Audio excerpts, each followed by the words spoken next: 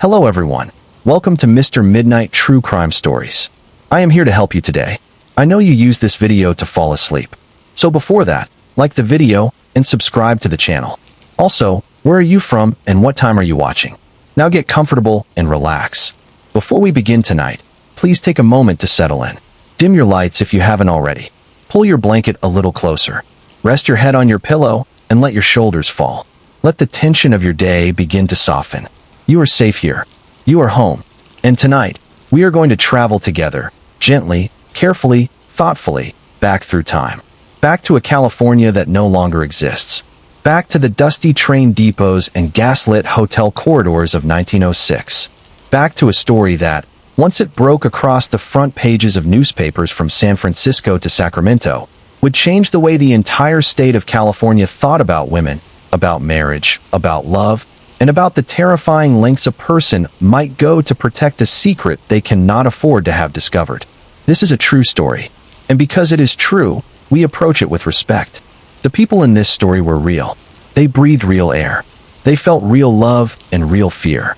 They made choices, some ordinary, some devastating, and those choices rippled outward in ways none of them could have predicted.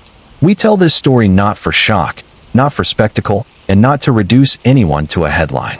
We tell it to remember, to reflect, to understand, as best we can, the fragile and sometimes terrifying complexity of the human heart. If at any point during the night this story feels too heavy, please feel free to let your mind drift. Let the sound of the narration become a gentle current, carrying you towards sleep. That is exactly what this space is for. Now, let us begin. The year was 1906. California in that era was a place caught between two worlds, part frontier, part civilization, still figuring out what it wanted to be. The gold rush had come and gone, but it had left behind an entire culture, restless, ambitious, mobile, and full of people who had traveled great distances in search of something better. Women in that world occupied a particular kind of tension. On paper, they were expected to be wives and mothers, gentle keepers of domestic order.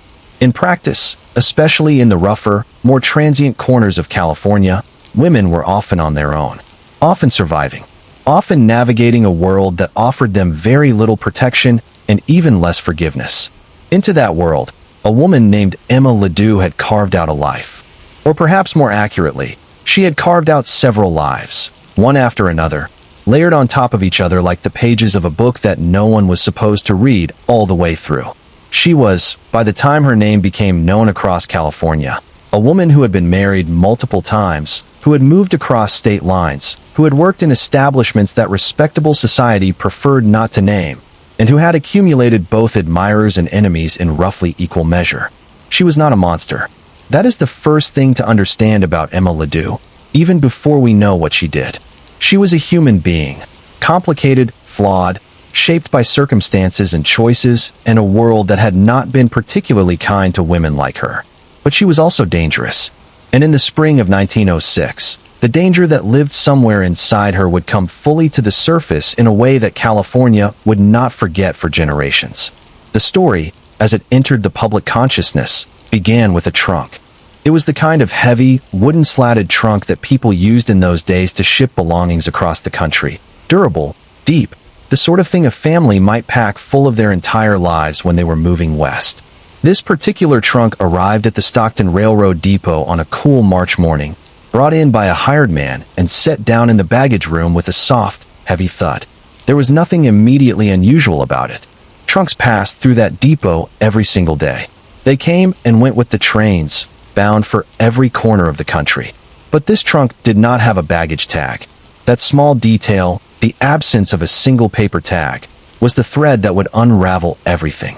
Because without a tag, the trunk could not be loaded onto a train. Without a tag, there was no destination. Without a tag, the trunk simply sat. Hour after hour, it sat in the baggage room of the Stockton Depot while workers moved around it, while trains came and went, while the ordinary business of a working Thursday proceeded around it in all its ordinary noise and motion. And as the morning stretched into afternoon, and the afternoon stretched toward evening, the workers in that baggage room began to notice something. A smell. It was faint at first. The kind of thing you tell yourself is nothing. A dead animal somewhere nearby, maybe. the river, the summer heat getting to something that had been left out too long. But as the hours passed, the smell grew stronger. It became impossible to ignore. And then one of the workers, in the course of moving the trunk to a different corner of the room, felt something shift inside it. Not a shift the way clothing shifts, or books, or household goods. A shift the way something heavy shifts. Something with weight and presence. Something that, when the trunk was tilted, moved against the inside of the lid with a dull, wet sound that none of the workers could easily explain and none of them could easily forget. One of the men placed his hand flat against the side of the trunk and held it there for a moment. Then he straightened up and looked at the other workers and said, and these are not his exact words, but they are close enough, someone needs to get the police. The Stockton police arrived within the hour. The depot was quiet by then, the last trains of the evening having already departed, and the baggage room was lit by oil lamps that threw long, uncertain shadows across the walls and floor. The officers approached the trunk carefully. One of them crouched down and placed his face close to the seam of the lid, and whatever he smelled in that moment confirmed everything the workers had already suspected. The lock was broken, the lid was lifted, and inside, folded into the trunk in a way that suggested haste rather than care, was the body of a man. He was fully clothed. He appeared to be in his 30s or 40s. His face was slack and still, the color that a face becomes when life has left it entirely. And in the close, heated air of that baggage room, with the smell of death filling every corner, the officers stood very still for a moment, the way people do when they encounter something that the ordinary mind is not prepared to process. One of the officers reached for his notebook. Another stepped outside to be sick. A third remained crouched beside the trunk, studying the body with the careful, professional attention of a man who has learned to put his feelings somewhere else when the work requires it. The victim, they would determine within the next several hours, was a man named Albert McVicker. He was approximately 40 years old. He had been, as best the initial examination could determine, poisoned. His body showed no obvious signs of a struggle, no broken bones, no deep wounds. But there was something in the stillness of him, in the particular relaxation of his features, that spoke to a death that had not been quick or peaceful. He had not simply gone to sleep and not woken up. He had been given something, and that something had taken him apart slowly, from the inside, in the darkness of a room somewhere in this city, before his body had been folded into this trunk and brought here to be shipped away like furniture. And the last person known to have seen Albert McVicker alive was his wife. Her name, at the time of the discovery, was listed on the hotel register where the two of them had been staying together. She had signed them in as Mr. and Mrs. McVicker. She had been seen in the lobby. She had been seen in the hotel corridor. She had spoken to the doctor who had been called when McVicker fell ill the day before. She had spoken to the clerk at the front desk. She had, by all accounts, behaved normally, calmly, like a woman who had nothing to hide. And then she had vanished. Her name was Emma Leoo. And by the time the police in Stockton began to understand the full dimensions of what they were dealing with, Emma Leoo was already miles away, moving through the California night with the practiced ease of a woman who had learned, over the course of a long and complicated life, exactly how to disappear. But here is the thing about disappearing in 1906. It was harder than it sounds. The telegraph lines that ran alongside the railroad tracks were, in their own way, faster than any person traveling by train. The moment the Stockton police identified their suspect and sent her description and known aliases out across the wire, every depot, every hotel desk, every sheriff's office from San Francisco to the Oregon border had Emma Leoo's name. The net was already closing before she even knew it had been cast. What Emma did not know, what she could not have known, sitting in whatever room she had retreated to after leaving Stockton, was that the trunk she had so carefully prepared, the trunk she had purchased and packed and hired a man to transport to the depot, the trunk she believed would carry Albert McVicker's body out of her life forever, had never left the ground. It had sat in the baggage room all day. It had been found. It had been opened.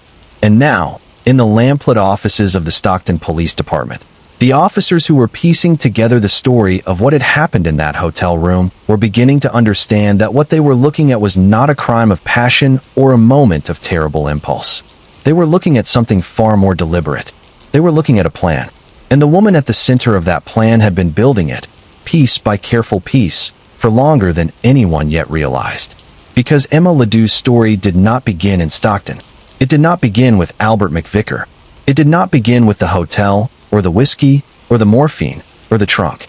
It began much earlier, in a quieter corner of California, in a family that had no particular reason to believe the child they were raising would one day become the most talked about woman in the state. It began, as most stories do, with a girl who simply wanted something more. And in a world that offered women like Emma very few honest paths to something more, the road she eventually chose was one that wound through marriages and secrets and borrowed names and buried pasts, until it arrived, finally and inevitably, at a heavy trunk in a railroad depot, and a smell that no one in the baggage room would ever be able to forget. Tonight, we are going to follow that road. All of it. From the beginning. We are going to sit with Emma Ledoux, not to excuse her, not to condemn her, but to understand her. To understand the world she moved through and the choices she made within it. To remember Albert McVicker, who deserves to be known as a man, not simply as a body in a trunk.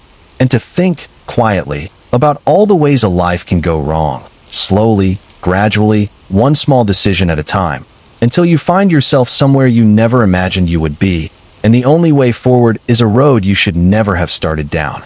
Close your eyes if you like. Let the words carry you. We are going back to the beginning now.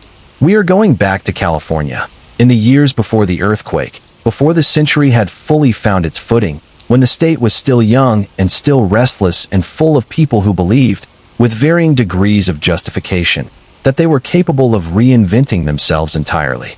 Emma Teresa Cole was born in 1875 in Amador County, California. She was the daughter of parents who were, by the standards of the time and place, reasonably comfortable. Amador County in those years was gold rush country, though the Great Rush itself had largely subsided by the time Emma was born. What remained was a landscape shaped by that frantic, transformative era. Small towns carved out of hillsides, communities built around the mining industry, families who had come from every corner of the country and the world in search of gold, and stayed when the gold ran out, because they had built lives there, because the land was beautiful, because there was nowhere else left to go. Emma grew up in this world. She attended school. She learned to read and write. She learned the domestic arts that women of her generation were expected to master: sewing, cooking, the management of a household. She was, by the accounts that survive, an attractive young woman. Dark-haired, sharp-eyed, quick in her movements and her speech. The kind of woman who commanded attention when she entered a room, not because she tried to, but because there was something in her presence, something alert and watchful and slightly charged, that made people notice her. She also had, from a very early age, a quality that the people around her could not quite name but could definitely feel. It was something like determination, something like will.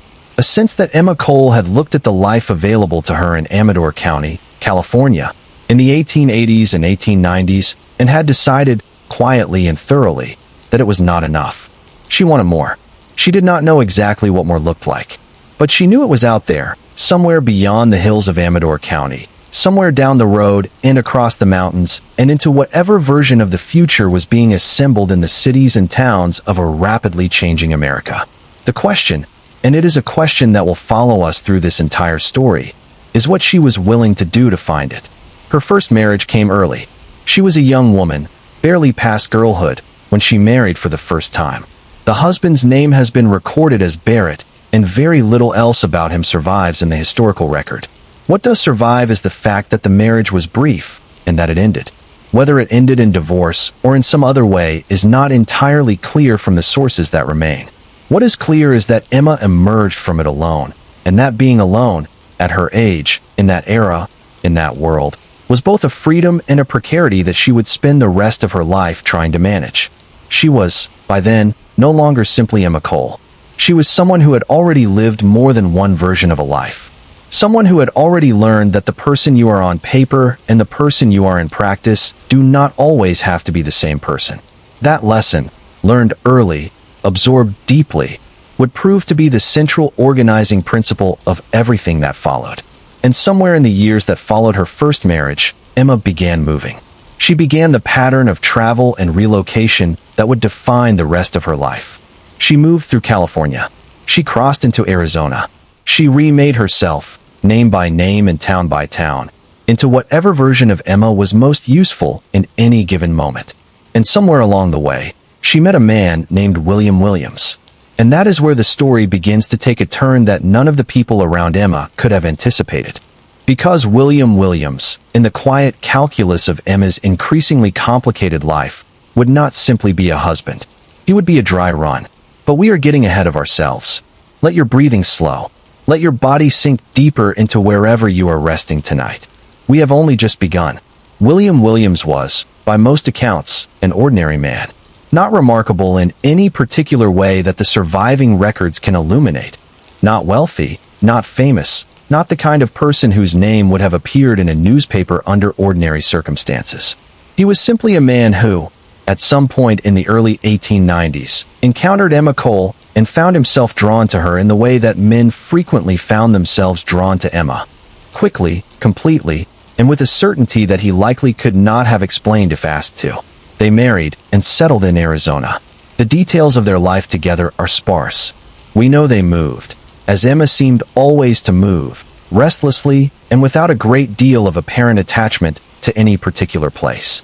We know they lived in one of those small Arizona towns that existed in that era primarily as a service station for the mining and ranching industries. Dusty, transient, full of people passing through, and a smaller population of people who had decided to stay. We know that Emma was, by this point in her life, a woman who had already learned to present multiple faces to the world, and that the face she showed William Williams was the face he needed to see in order to stay with her. And then William Williams died. He became ill. He was treated. He did not recover. He died in the way that people died in that era from 100 different causes, some of them mundane and some of them anything but. The medical records, if they were ever kept with any rigor, do not survive. The death was recorded. The grief, if there was grief, was not recorded at all, because grief in that era was considered a private matter, something you carried inside yourself, and did not display publicly unless you were a woman of sufficient social standing to make your mourning into a statement. Emma was not that kind of woman.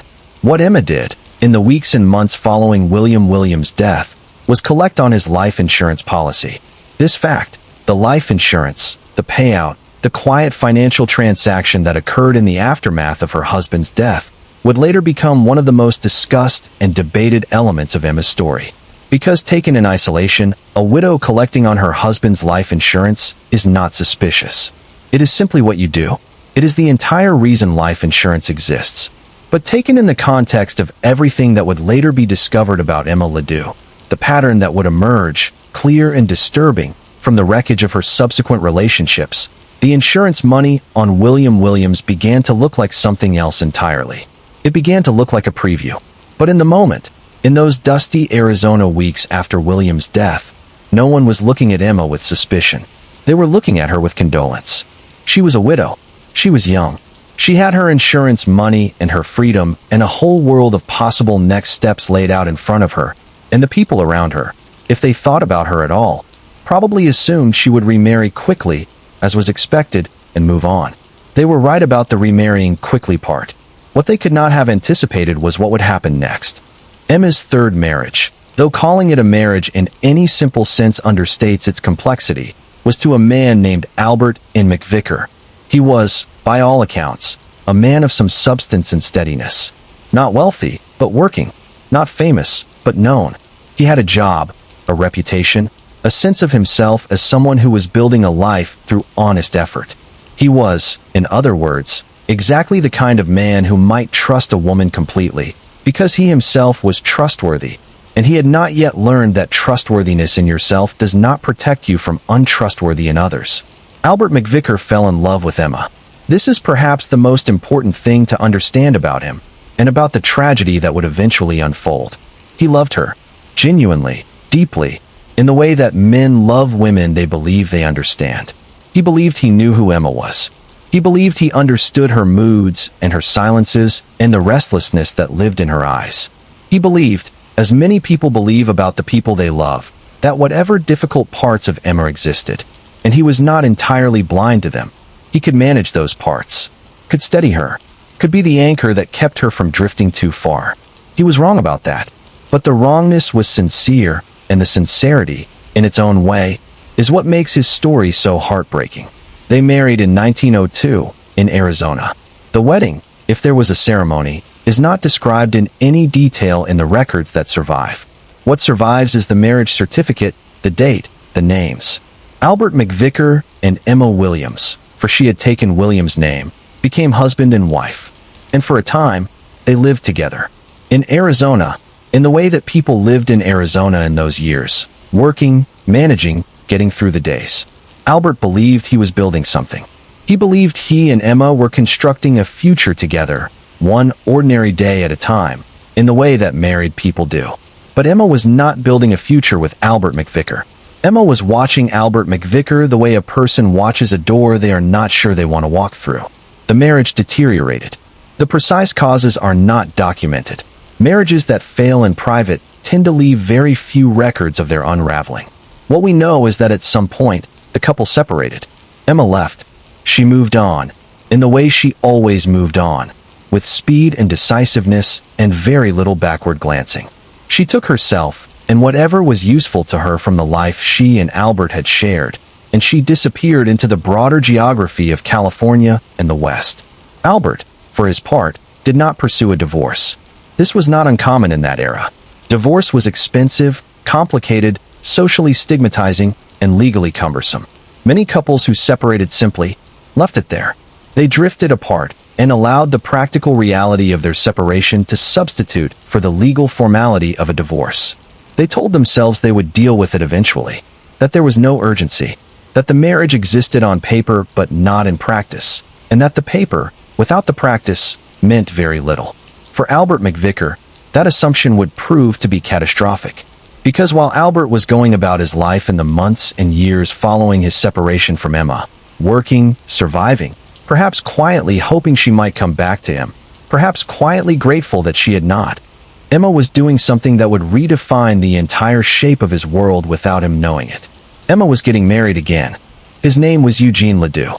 He was, if the records give us any real picture of him, a man considerably younger than Albert McVicker, a man who was perhaps less experienced in the ways that Emma's kind of experience tends to work on a person. He was charmed by her. Of course he was.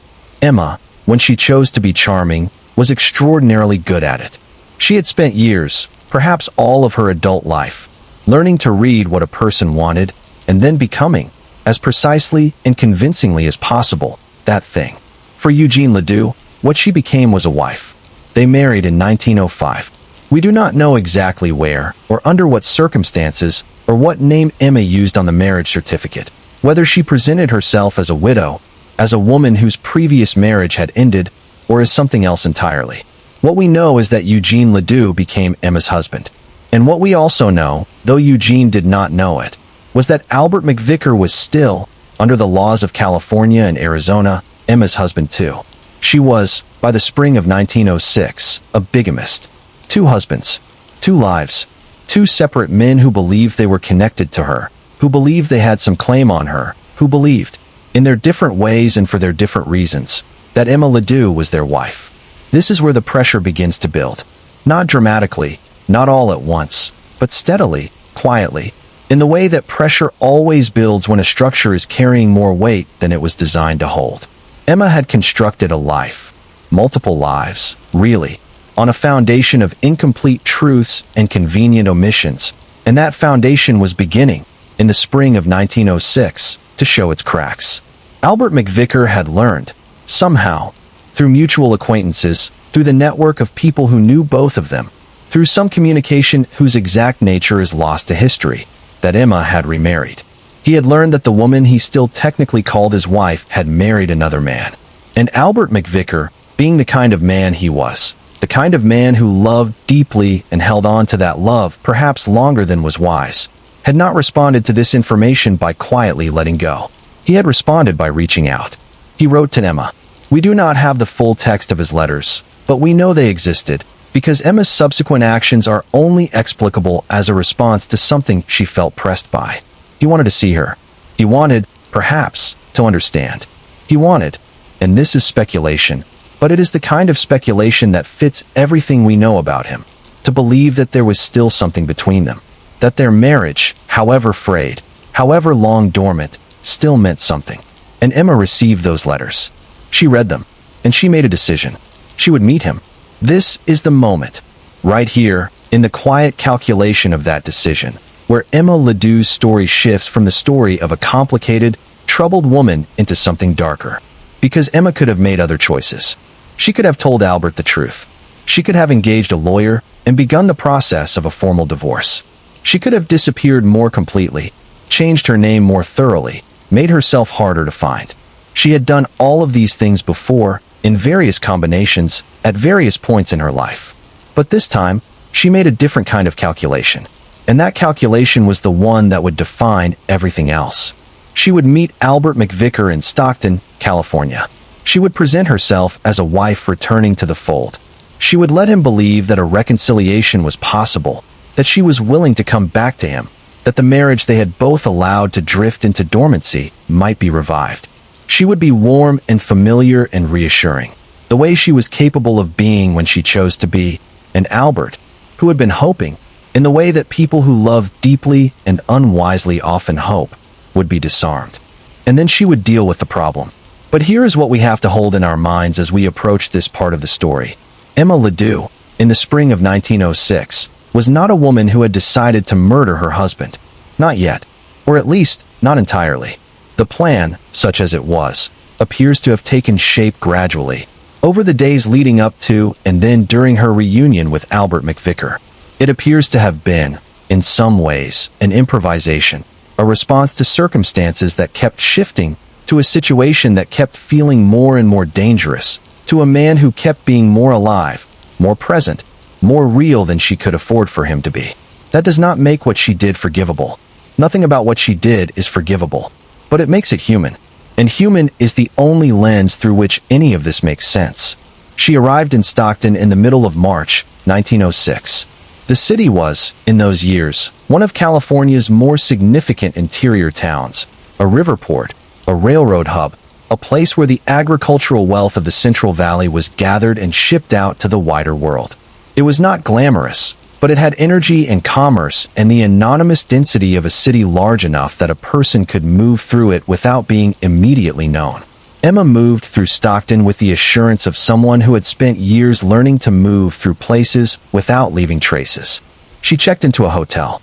She signed the register as Mrs. McVicker, and she waited for Albert to arrive. He came. Of course he came.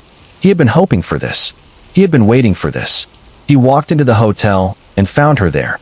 And whatever happened in those first moments of their reunion, the words they exchanged, the gestures, the weight of all the unsaid things between them, was not witnessed by anyone whose account we have.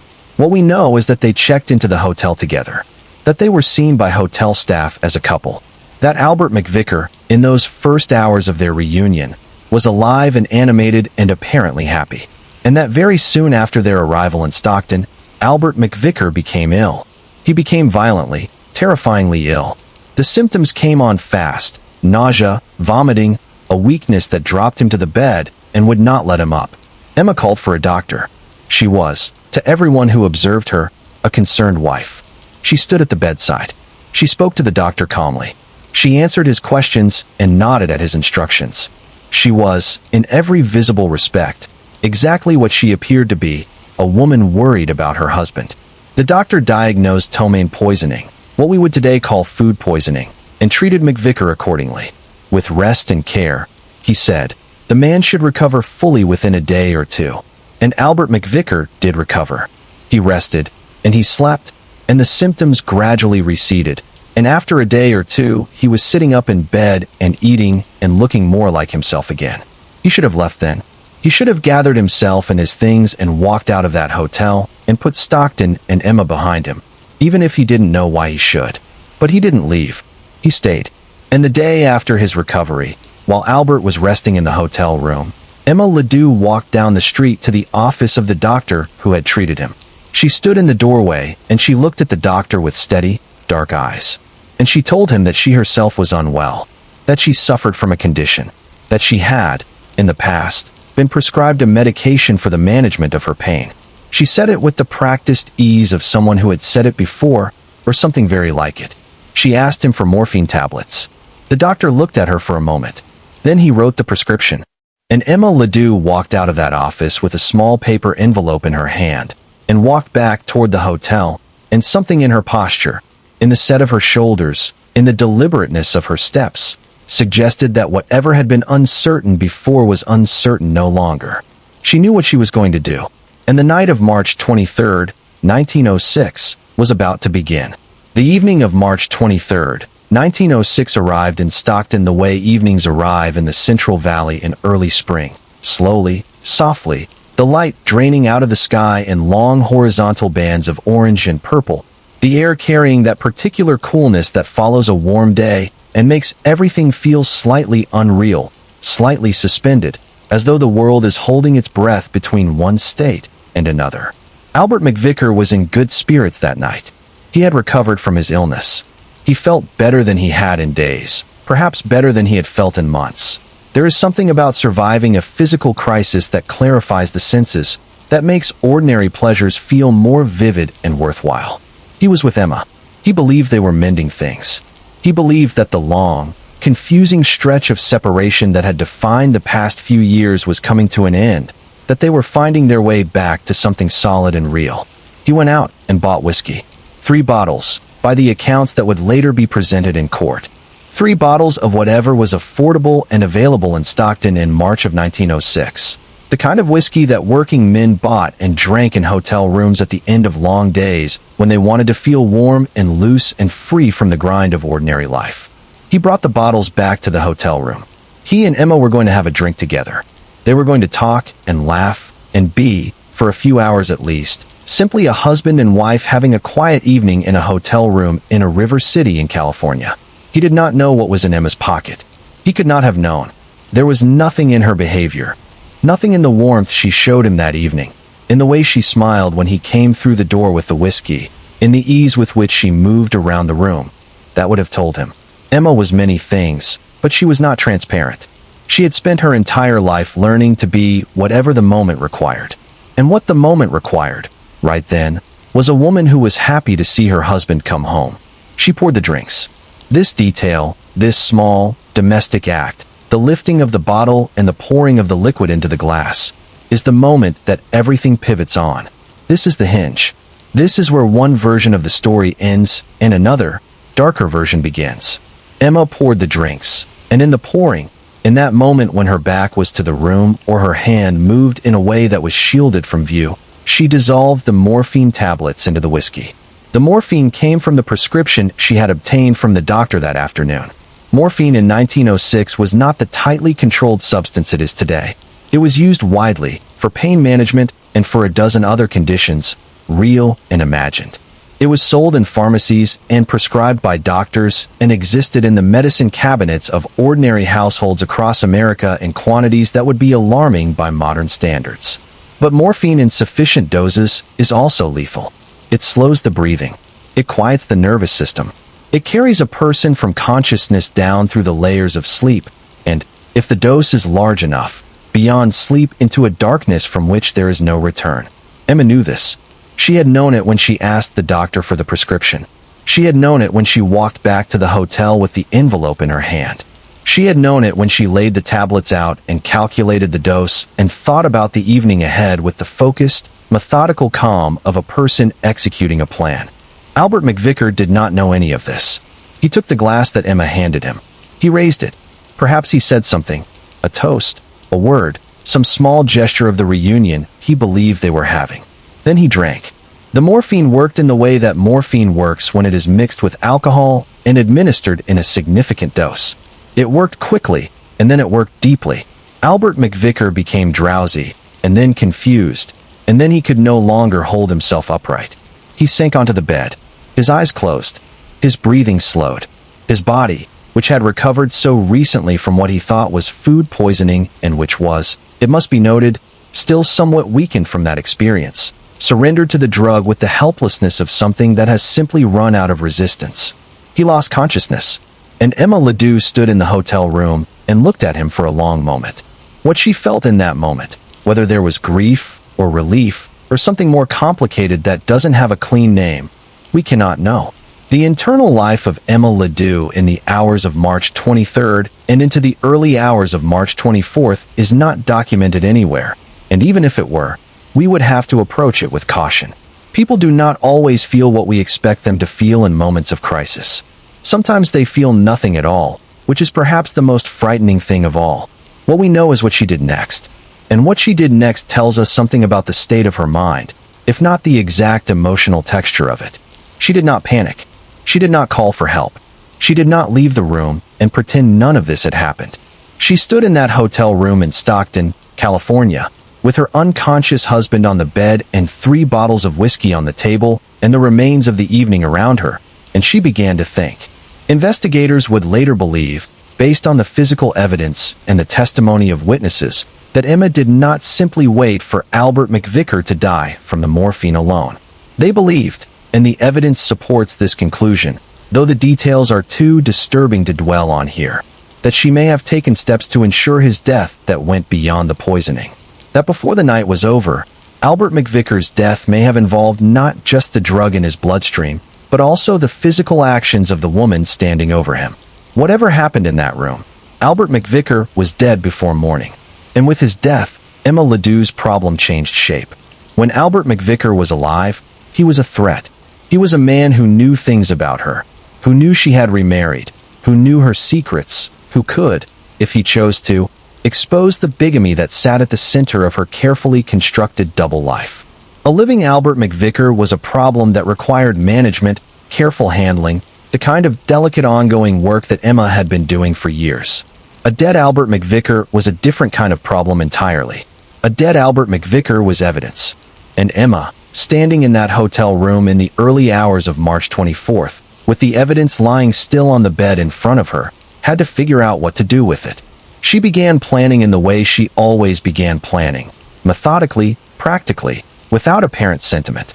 She was going to need a container, something large enough to hold a man, something that could be moved without attracting attention, something that could be shipped, like luggage, like furniture, like the ordinary cargo of a life being relocated. She was going to need a trunk. The next morning, the morning of March 24th, 1906, Emma Leoo walked out of the hotel and into the streets of Stockton. She had slept, or she had not slept, and in either case, she presented to the world the face of a woman simply going about her business. She went to a hardware store. She purchased rope. She went to another establishment and arranged for the purchase and delivery of a large trunk. She did all of this with the calm, focused efficiency of a woman running errands on an ordinary day, speaking to clerks, exchanging money, saying please and thank you, behaving in every outward respect like a person with nothing to hide. The trunk was delivered to the hotel. Emma supervised its arrival. She brought it to the room. And then she did the thing that no amount of historical distance makes easy to contemplate. She placed Albert McVicker's body inside it. She folded him in. She packed him around with whatever materials were available to manage the space and slow the processes that begin in a body after death. She closed the lid. She secured it with the rope she had purchased.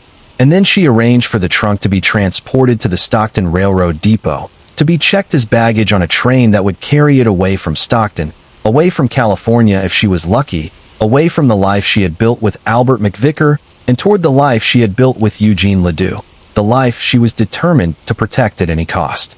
There was one thing she forgot. Or perhaps it was not forgetting. Perhaps it was haste, or distraction, or the kind of small error that accumulates when a person is trying to manage too many things at once.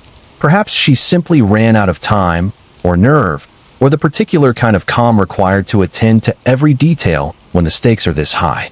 She did not attach a baggage tag to the trunk. Without a tag, the trunk could not be routed. Without a tag, the depot workers had no instructions for it. Without a tag, the trunk sat. And while it sat, the afternoon stretched on, and the temperature in the baggage room did what temperature does in California in late March, and the inevitable processes that no trunk and no amount of rope can stop began to make themselves known to everyone in the vicinity.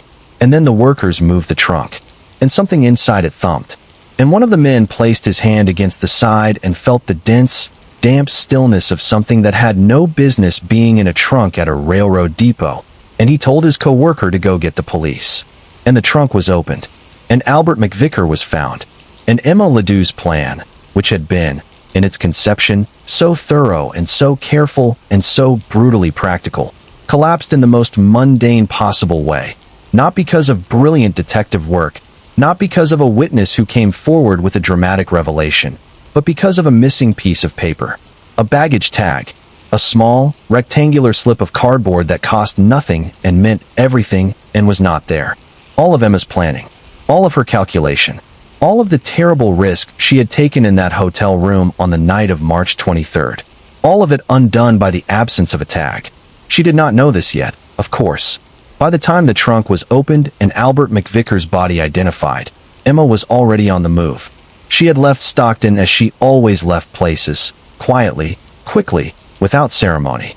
She had taken what was useful, money, the watch that had belonged to Albert McVicker, which she apparently could not bring herself to leave behind, and she had made her way towards San Francisco, the city that has always been California's refuge for people who need to disappear. San Francisco in 1906 was a city on the eve of its own catastrophe. In just a few weeks, on the morning of April 18th, the great earthquake would arrive and the fires that followed it would reduce much of the city to ash and ruin. But in those last weeks of March, the city was still itself, dense, vibrant, cosmopolitan, full of theaters and restaurants and hotels, and the kind of anonymous, overlapping crowds that give a person the comfortable sense that they are invisible. Emma was not invisible. She was never truly invisible, because Emma was the kind of person who could not help being noticed. But in San Francisco, she was at least anonymous. She checked into a hotel under a name that was not her own. She moved through the city with the practiced ease of a woman who had been moving through cities and reinventing herself for 20 years. She met, in San Francisco, a young man named Joseph Healy, who was apparently smitten with her and who appears to have had no idea what she had just done or what she was running from. She told him that Albert McVicker had died naturally. She said it easily, convincingly, in the way she said everything that she needed people to believe. McVicker had been ill. He had passed away. She was a widow. Joseph Healy believed her. But the newspapers were not as easy to manage as Joseph Healy. By the time Emma arrived in San Francisco, the story of the trunk at the Stockton depot was already filling the front pages of California's papers. The discovery had been dramatic enough, and the circumstances strange enough, that the press had fastened onto it with the particular intensity that a genuinely bizarre crime story provokes. And the name Emma Leoo, the name the hotel register had given the police, the name the doctor remembered, the name the clerk remembered, the name that kept appearing in every witness account from the Stockton Hotel, was being printed in bold letters across the state of California. Joseph Healy picked up a newspaper. He read the front page. He looked at the name. He looked at the woman sitting across from him. He put the newspaper down and he looked at her for a long time without saying anything. Emma looked back at him with those steady, dark eyes. And somewhere in the exchange that followed, somewhere in the silence between them, Emma Leoo understood that San Francisco was no longer safe. She had to move again, but the net was already closing. The moment the Stockton police had identified Emma Leoo as their suspect, they had done what law enforcement in 1906 did when they needed to find someone fast. They had used the telegraph. Alerts had gone out along every major rail line in the state. Her name, her description, the aliases she was known to use. All of it was moving along the wires faster than any train could carry her. She took a train toward Antioch. It was, perhaps, an instinctive choice. Antioch was smaller, quieter, the kind of town where she might blend in more easily than she could in a major city. She checked into a hotel under a false name. She settled in, as she had settled into so many hotels in so many towns, with the professional calm of someone who has learned to make any temporary space feel like home. But the sheriff's deputies were already on their way. They had traced her through the telegraph alerts, through a combination of witnesses and informants, and the simple, grinding persistence of investigators who had her name and her description and the certainty that she had not yet crossed state lines. They arrived at the Antioch Hotel. They asked at the front desk. They were directed upstairs. They knocked on the door. There was a pause. A long pause. The kind of pause that contains within it a decision being made, a calculation being run, a person on the other side of a closed door choosing between the different available responses to a knock that can only mean one thing. The door opened. Emma Leoo stood in the doorway. She was dressed and composed and entirely, almost insultingly calm. She looked at the deputies standing in the corridor and she said, reportedly, according to the account that was later given, "I know what you want with me." 6 words. No surprise, no fear, or none that she allowed to show. Just those 6 words and those steady eyes and the absolute, unnerving self-possession of a woman who had been waiting for this moment, on some level, from the minute the trunk had left her hands. The deputies stepped forward. In Emma's purse, the bag she had been carrying since she left Stockton, they found Albert McVicker's watch. She had taken it. After everything. After the planning and the morphine and the trunk and the flight. After all of the careful, methodical work of a woman determined to leave no traces. She had taken his watch and put it in her purse and carried it with her across the state of California. Why? We will never know for certain. But there is something in that detail, something in the keeping of the watch, that suggests a dimension of Emma Ledoux' inner life that the rest of the story makes it easy to overlook. She was not simply cold. She was not simply calculating.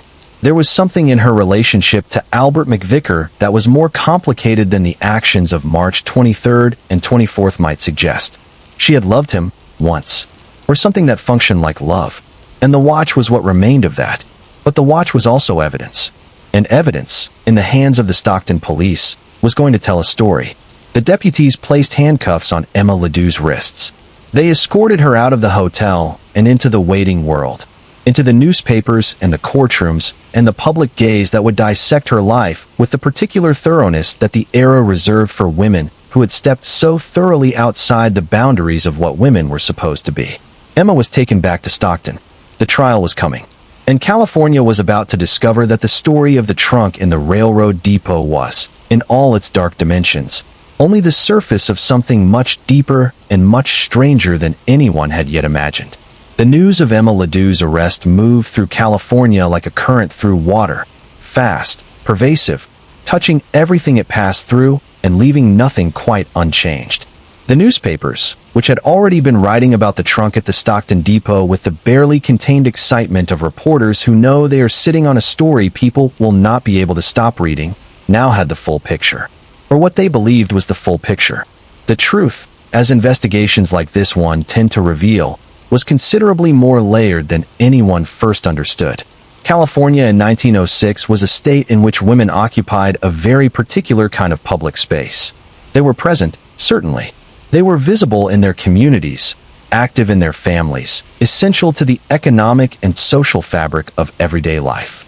But in the press, in the courts, in the formal institutions of public life, women appeared primarily in a small number of predefined roles. They were wives. They were mothers. They were, occasionally and cautiously, victims. What they were almost never allowed to be, in the public imagination of that era, was complicated, was fully human, was the kind of person who could make a decision like the one Emma Ledoux appeared to have made and have reasons for it. Not good reasons, not defensible reasons, but reasons that existed within a recognizable human experience rather than simply emerging from some bottomless well of feminine evil. The press, predictably, did not take the complicated view. The press took the view that sold papers. Emma Ledoux was immediately and comprehensively cast as a monster, a seductress, a black widow, a woman whose beauty and cunning had made her more dangerous than any man, because a man who committed violence was at least explicable within the framework of male aggression, while a woman who committed violence violated something much more fundamental, the assumption that women were, by their nature, nurturing and gentle and safe. She was given a name in the headlines, the trunk murderess. It was a name designed to do several things at once. It emphasized the method, the trunk, the shipping of a human body like cargo, which was genuinely unusual and genuinely disturbing and genuinely the kind of detail that lodges in the imagination and won't let go. It identified Emma by her alleged crime rather than by her name, which served the purpose of reducing her to her worst act. And it had a rhythm to it, a dark music that made it easy to print and easy to say and easy to remember. The trunk murderess, Emma Ledoux. The name stuck for the rest of her life and well beyond it. In Stockton, meanwhile, the investigative work was proceeding with the methodical thoroughness that a case with this much public attention demands. The police had a body. They had a victim, Albert McVicker, identified, examined by the county physician, confirmed as dead by poisoning. They had a suspect, Emma Leoo, in custody, composed, refusing to say anything beyond the minimal responses required of her. And they had, in the various witnesses and material evidence scattered across Stockton and the surrounding area, the building blocks of a case. They began to assemble those building blocks with care. The doctor who had treated McVicker during his first illness, the episode diagnosed as ptomaine poisoning, came forward and gave a statement. He described the symptoms he had observed, the treatment he had administered, and McVicker's recovery. He also described Emma's visit to his office the following day, when she had requested morphine tablets, claiming personal addiction as her reason. He had given her the prescription. He told the investigators this with the quiet discomfort of a man who has realized, in retrospect, that he was a step in a chain of events he did not understand at the time and wishes he could have prevented. He described Emma's demeanor during the visit. Calm, specific in her request, not noticeably distressed or anxious. Just a woman asking for a prescription. The hardware store clerk who had sold Emma the rope came forward. He remembered her clearly. She was, as multiple witnesses would attest, the kind of woman who was easy to remember. He described the transaction in detail.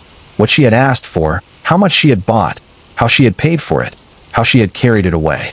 The trunk merchant remembered her as well. He described the trunk she had purchased, its dimensions, its construction, the price she had paid. He described how she had arranged for its delivery to the hotel address she gave him. The baggage workers at the depot told the story of the trunk's arrival, the passage of hours, the growing smell, the terrible discovery. The hotel staff described the couple who had checked in together as Mr. and Mrs. McVicker. They described Emma, her appearance, her manner, her calmness. They described seeing her in the corridor, at the desk, in the lobby. One employee recalled that on the morning after McVicker's disappearance from the hotel, Emma had seemed entirely ordinary. Not distressed, not hurried, just a guest checking out. Each piece of evidence was, in itself, not necessarily conclusive. A woman could buy rope without intending harm. A woman could purchase a trunk for entirely legitimate reasons. A woman could obtain a morphine prescription while genuinely addicted. But the pieces together, the prescription obtained the day before the death, the rope purchased that morning, the trunk acquired and delivered to the hotel, the body folded inside and sent to the depot, described a sequence of events that had only one coherent explanation. Emma Leoo had planned to kill Albert McVicker, and then she had killed him. The question that the investigators, and, later, the prosecutor would need to address was motive. A murder without motive is prosecutable, but difficult. A murder with a clear, understandable motive is the kind of case that juries can follow and convict on. The motive, when it was uncovered, turned out to be more than sufficient. Because the investigation into Emma Leoo's background, the digging through marriage records and court documents and the accounts of people who had known her in various towns and under various names, revealed something that explained everything. Emma had been married to Albert McVicker in 1902. The record was clear and unambiguous. And in 1905, she had married Eugene Leoo. The record of that marriage was equally clear and unambiguous. The two records sat side by side, and between them existed no divorce, no legal dissolution of the first marriage, no document of any kind that would have made the second marriage anything other than bigamy. Emma Leoo was a bigamist, and Albert McVicker, who had reached out to her, who had traveled to Stockton to meet her, who had drunk the whiskey she poured for him, Albert McVicker had been the living proof of that bigamy. As long as he was alive, he was a threat to everything Emma had constructed with Eugene Leoo. As long as he was alive, her second marriage was a fraud. As long as he was alive, the comfortable life she was building, or believed she was building, could be pulled apart at any moment by a man who knew her real history. Dead, he was simply a problem that had been solved. The prosecution saw this clearly. The jury would see it clearly too, in time. But first there was the matter of Emma's defense. Emma Leoo, in the weeks and months between her arrest and her trial, maintained a particular kind of public composure that the press found simultaneously fascinating and infuriating. She was not what people expected a murderer to look like. She was not wild-eyed or disheveled or visibly consumed by guilt. She was, in the accounts of the journalists who observed her and the officials who processed her through the system, well-dressed, polite, and remarkably self-contained. She answered questions briefly and without apparent distress. She ate her meals. She slept. She did not confess. She did not break down. She did not do any of the things that the public narrative of female criminality expected her to do. She simply existed in her captivity with the same focused self-possession she had apparently brought to every other situation in her life. Her legal team, when the trial finally began, constructed a defense around a story that Emma had provided them. It was, frankly, not a very good story, but it was the story they had, and they presented it with as much conviction as they could manage. According to Emma, she had not killed Albert McVicker. She had been in the hotel room with him, yes. She had been present when he became ill. But the person responsible for McVicker's death was a man named Joe Miller, a figure Emma described as an associate of McVicker's, someone with whom McVicker had business dealings, someone who had a reason to want him dead. Joe Miller, Emma claimed, had come to the hotel room. Joe Miller had been the one with the morphine. Joe Miller had administered the dose. Emma was simply a witness, a frightened woman who had seen what happened and panicked, who had made the terrible, indefensible decision to hide the body rather than call for help, not because she had killed McVicker herself, but because she feared that no one would believe her innocence. The jury listened to this account with the patient attention that juries bring to everything, and then the prosecution began methodically and thoroughly dismantling it. Because Joe Miller did not exist, the investigators had searched. They had searched through every record, every account, every name they could find connected to Albert McVicker's life and movements in the weeks before his death. They had interviewed the people who had known McVicker, who had worked with him, who had encountered him in Stockton during the days he spent there with Emma. They had found no one named Joe Miller. No one who had seen a man matching the description Emma gave. No record of any such person in any relevant context. Joe Miller was a fiction, a name Emma had generated to give her defense a shape it otherwise entirely lacked. The prosecution called the doctor. He testified about the morphine prescription, about the exact phrasing of Emma's request, about the specific nature of the drug she had obtained. The prosecution called the hardware store clerk. He testified about the rope. The prosecution called the trunk merchant. He testified about the trunk. The prosecution called the baggage workers. They testified about the smell, the sound of the thump, the terrible moment the lid was lifted. The prosecution called the hotel staff. They testified that no one matching the description of Joe Miller had been seen entering or leaving the room on the relevant night. One by one, each piece of evidence settled into place. Each testimony added another layer to the picture. And the picture, fully assembled, showed Emma Leoo and Emma Leoo alone.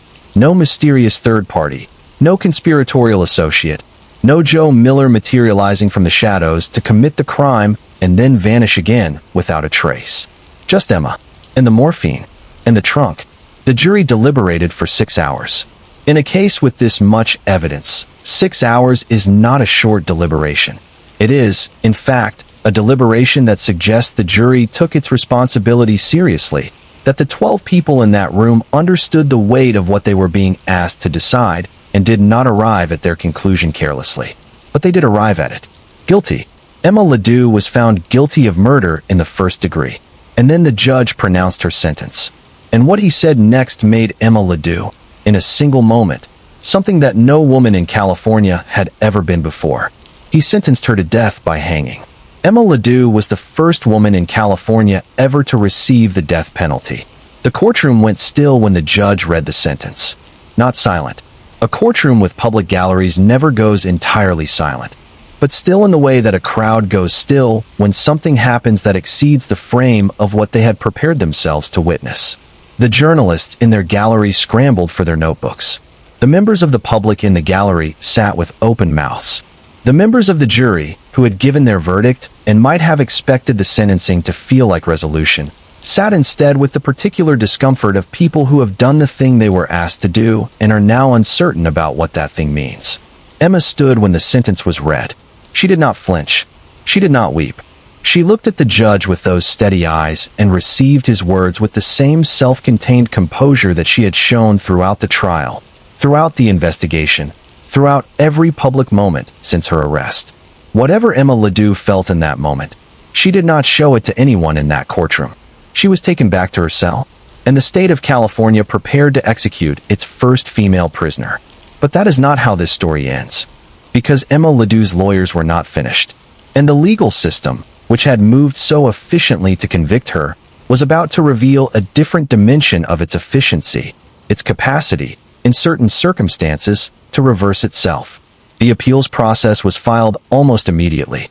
Emma's defense team raised questions about the trial, about the evidence, about the conduct of the proceedings, about the instructions given to the jury. These were not frivolous questions. They were the kind of substantive legal challenges that appellate courts are designed to evaluate, and when the appeals court looked at the case, they found enough to work with. The verdict was overturned. A new trial was ordered. Emma Leedoo would not hang. Not yet. Perhaps not ever. But she was not free. She was still in custody. She was still facing the full weight of California's legal system. She was still Emma Leedoo, the trunk murderess, the woman whose name had been on the front page of every newspaper in the state for the better part of a year. And now, with a second trial looming, she had to decide what to do. She thought about it for a long time. She sat in her cell and she thought about Joe Miller, who had never existed, and about the jury that had convicted her in 6 hours, and about the evidence that had assembled itself against her with such horrible completeness. She thought about the doctor and the rope merchant and the trunk seller and the baggage workers, all of those ordinary people who had been present at various points in the chain of her plan and who had, when asked, told the truth. And then Emma Leedoo made the decision that would define the final decades of her life. She wrote a letter. The letter said, simply and without the extensive elaboration you might expect from a woman who had spent months maintaining her innocence, she would plead guilty. Not to murder in the first degree. The plea negotiation reduced the charge. But she would plead guilty to the killing of Albert McVicker. The story she had been telling, about Joe Miller and the mysterious death and the frightened wife who had panicked, was over. Emma was putting it down. She was acknowledging, in the limited but real way that a guilty plea acknowledges, that what had happened in that hotel room in Stockton was her doing. The judge who received her plea was a man named W.B. Nutter. He was not, by the accounts of those who observed him, a sentimental man. He was a judge who believed in the law and in its application, and he had before him a woman who had been convicted of murder, whose conviction had been overturned on procedural grounds, and who was now pleading guilty to the killing. He sentenced her to life in prison. Emma Leedoo, the trunk murderess, would spend the rest of her life behind the walls of the California state prison system. She would not hang. She would not walk free. She would simply remain, year after year, decade after decade, in the custody of the state she had shocked and scandalized and forced to confront questions it had not been prepared to ask. That was 1906, and there were still 35 more years ahead of her. The California Institution for Women did not yet exist when Emma Leedoo began her sentence. The state's prison system in the early 20th century was not designed with women in mind, or rather, it was designed with women only as an afterthought, as a small and awkward subset of a carceral system built around the assumption that the people it primarily needed to house were men. Women prisoners in California in 1906 and the years that followed were managed within the larger male facilities, in separate wings or separate buildings that offered a degree of physical separation from the general population, but very little else in the way of accommodation for the realities of women's lives. Emma arrived at the prison in the way that all prisoners arrive, stripped of the external markers that had defined her public identity, issued the institutional clothing and routines and regulations that reduced every inmate, regardless of their history, to a number and a classification and a daily schedule. She was, from the moment she entered those walls, no longer the trunk murderess of the California newspapers. She was not Emma Leedoo the bigamist, the seductress, the woman whose story had commanded front-page attention for months. She was a prisoner. She was an inmate. She was, within the internal world of the institution, simply one person among many people who had all arrived by different roads at the same destination. How Emma experienced those first years in prison, the adaptation, the loss of freedom, the particular psychological adjustment required when the wide-ranging, restless life she had led was compressed into the rigid dimensions of incarceration, is not documented in any great detail. What we have are official records. Her intake, her classification, the periodic evaluations that the prison system required. We have a few fragments of correspondence that have survived the years. We have the accounts of prison officials who spoke, occasionally, to journalists who sought them out over the decades of Emma's confinement. What those fragments suggest is a woman who adapted, who found, within the narrow world available to her, some way to exist, who worked, as prisoners in that era were required to work, at whatever tasks the institution assigned, who was, by the accounts of the officials who managed her, not a difficult prisoner, not rebellious, not disruptive, cooperative, even, in the way that some prisoners become cooperative, not from any warm feeling toward the institution, but from the pragmatic recognition that cooperation is the most efficient way to navigate a world you cannot escape and can only make more or less bearable through your own choices. The years passed, one at a time, in the way that years pass in confinement, slowly, marked not by the seasons or the events of the outside world, but by the internal rhythm of institutional life. Meals and work and sleep and the returning certainty, day after day, that tomorrow will look exactly like today. But Emma Leoo was not a person who simply endured.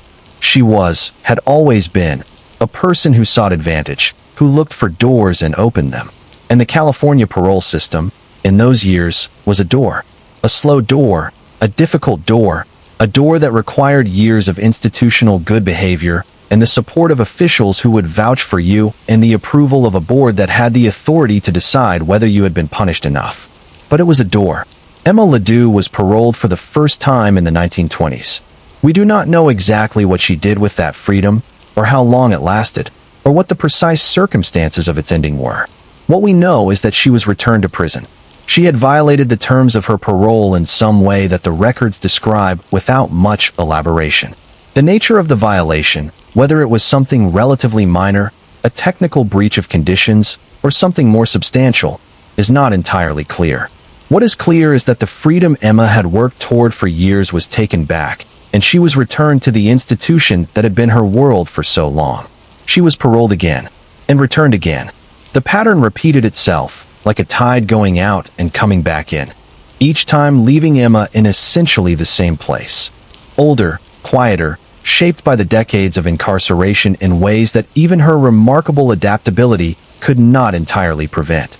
Meanwhile, the world outside was changing in ways that Emma, from within the walls of the prison, could only observe at a distance.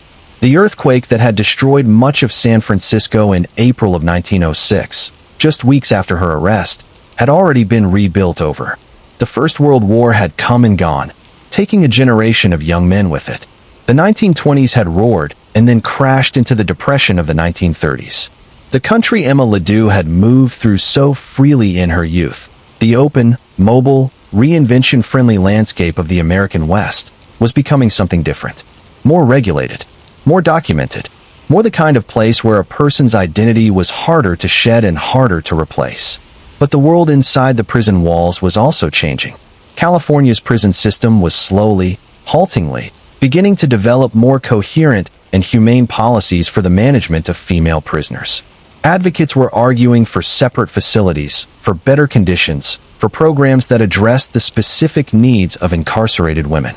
Emma's long confinement placed her at an intersection of these changes. She was old enough to have entered a system built on 19th century assumptions and to have lived through the early stages of its 20th century evolution. She had been in prison for decades by the time the 1930s arrived. She was past 60 years old, which, in that era and in that context, was genuinely old. The vibrant, dangerous, Quicksilver woman who had charmed and deceived and ultimately killed in the gaslit California of 1906 had been replaced, year by year, by something quieter, something diminished. Not because Emma had become simple, or gentle, or fully reconciled to her situation, but because decades of incarceration do something to a person that cannot be undone. They sand down the edges. They slow the movements. They replace the restless forward orientation of a person who is always looking for the next thing with the resigned, rearward gaze of a person whose life has become, in its essential shape, a single sustained act of waiting. Emma Leoo died in 1941. She was 66 years old, by most accounts. She died in custody, still a prisoner of the state of California, still serving the life sentence that Judge Nutter had imposed on her 35 years earlier. The death was quiet, unremarkable by any standard except the simple standard of a human life coming to its end. There was no deathbed confession, no final statement, no dramatic last act of the woman who had once commanded the attention of an entire state. There was just Emma, and then the absence of Emma, in a room inside a California prison in 1941. The newspapers that covered her death were not the same newspapers that had covered her arrest and trial. The reporters who wrote the obituaries were not the people who had written the original stories. The language had changed, the context had changed, and even the name, the Trunk Murderess, had begun to fade from the cultural memory in the way that names fade when the people who remember them firsthand are themselves growing old and passing on. But the trunk itself had not faded. This is one of the more remarkable footnotes to Emma Leedoo's story. The physical trunk into which she had placed Albert McVicker's body, the wooden slatted container that had sat in the Stockton Railroad Depot and been found by those workers on the morning of March 24, 1906, that trunk had been preserved. It had been kept, first as evidence, then as a historical artifact, and eventually found its way into the collection of a museum, where it sits today in the physical, three-dimensional, undeniable reality of a thing that was once part of a terrible event and has survived that event by more than a century. There is something about that trunk that resists easy categorization. It is not a monument, exactly. It is not a memorial. It is simply an object, a box, really, made of wood and metal, that was once used to contain a human body and that has endured long past the deaths of everyone involved in its story. Standing near it, if you ever have the opportunity, you are confronted with the strange fact of physical objects' indifference to the human drama surrounding them. The trunk does not know what it carried. It does not grieve.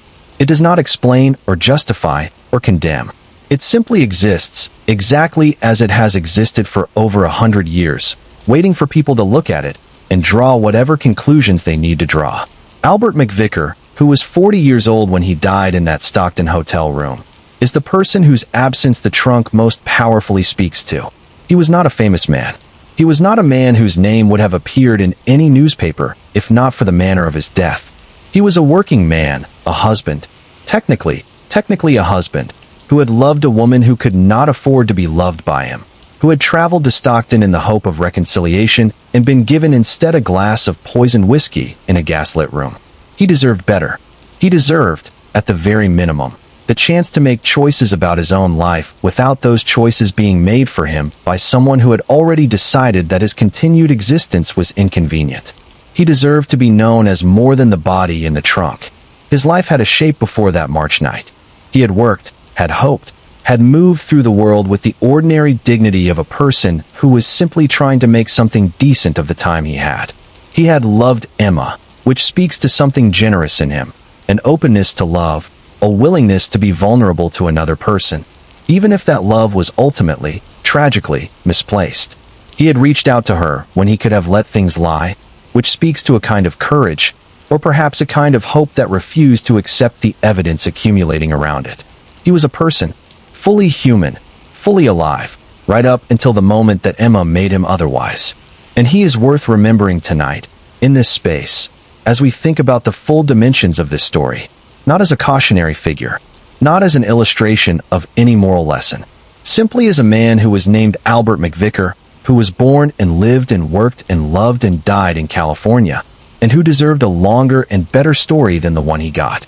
Now, before we go on, and we will go on, because there is still much more to explore in Emma's story, in the full dimensions of the life she lived and the choices she made and the questions that remain unanswered about her history, I want to take a breath with you for a moment. If you have been listening from the beginning, you have been with this story for a while now. If you are still awake, leave me a comment. Tell me where you are in the world. Tell me what time it is in your part of it. There is something lovely about knowing that people in different corners of the earth are settling in with the same story, each in their own bed, their own darkness, their own moment of rest at the end of whatever kind of day they have had. If this story is helping you find that rest, please take a moment to hit the like button and subscribe to the channel. It genuinely helps this work continue, and it helps the stories reach people who need them. Now take a slow breath. Let your body settle. We are going to go back, in the next section, to the beginning of Emma's story, before Stockton, before McVicker, before the trunk. We are going to go back to the woman she was before the woman everyone knows she became, and try to understand the landscape from which everything else grew. Because Emma Leoo did not emerge fully formed into the gaslit world of 1906. She was built, over decades, from the materials of a specific time and place and the choices she made, and the choices that were made for her, within that time and place. And understanding that landscape is the only way to understand why a woman who was, in many ways, intelligent and capable and possessed of real human warmth, could find herself standing in a hotel room in Stockton at 1 a.m, looking at a man she had once cared for, and choosing what she chose.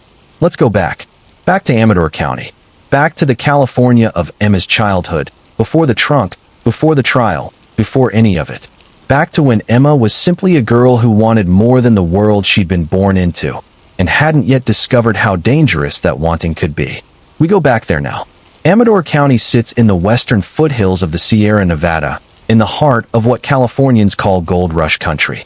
Today it is a place known for its vineyards and its small towns and the gentle, rolling beauty of the foothill landscape.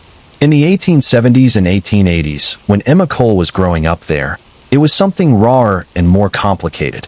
A landscape still actively shaped by the memory of the gold rush, still populated by the mixture of ambition and disappointment that the rush had deposited there when it finally subsided.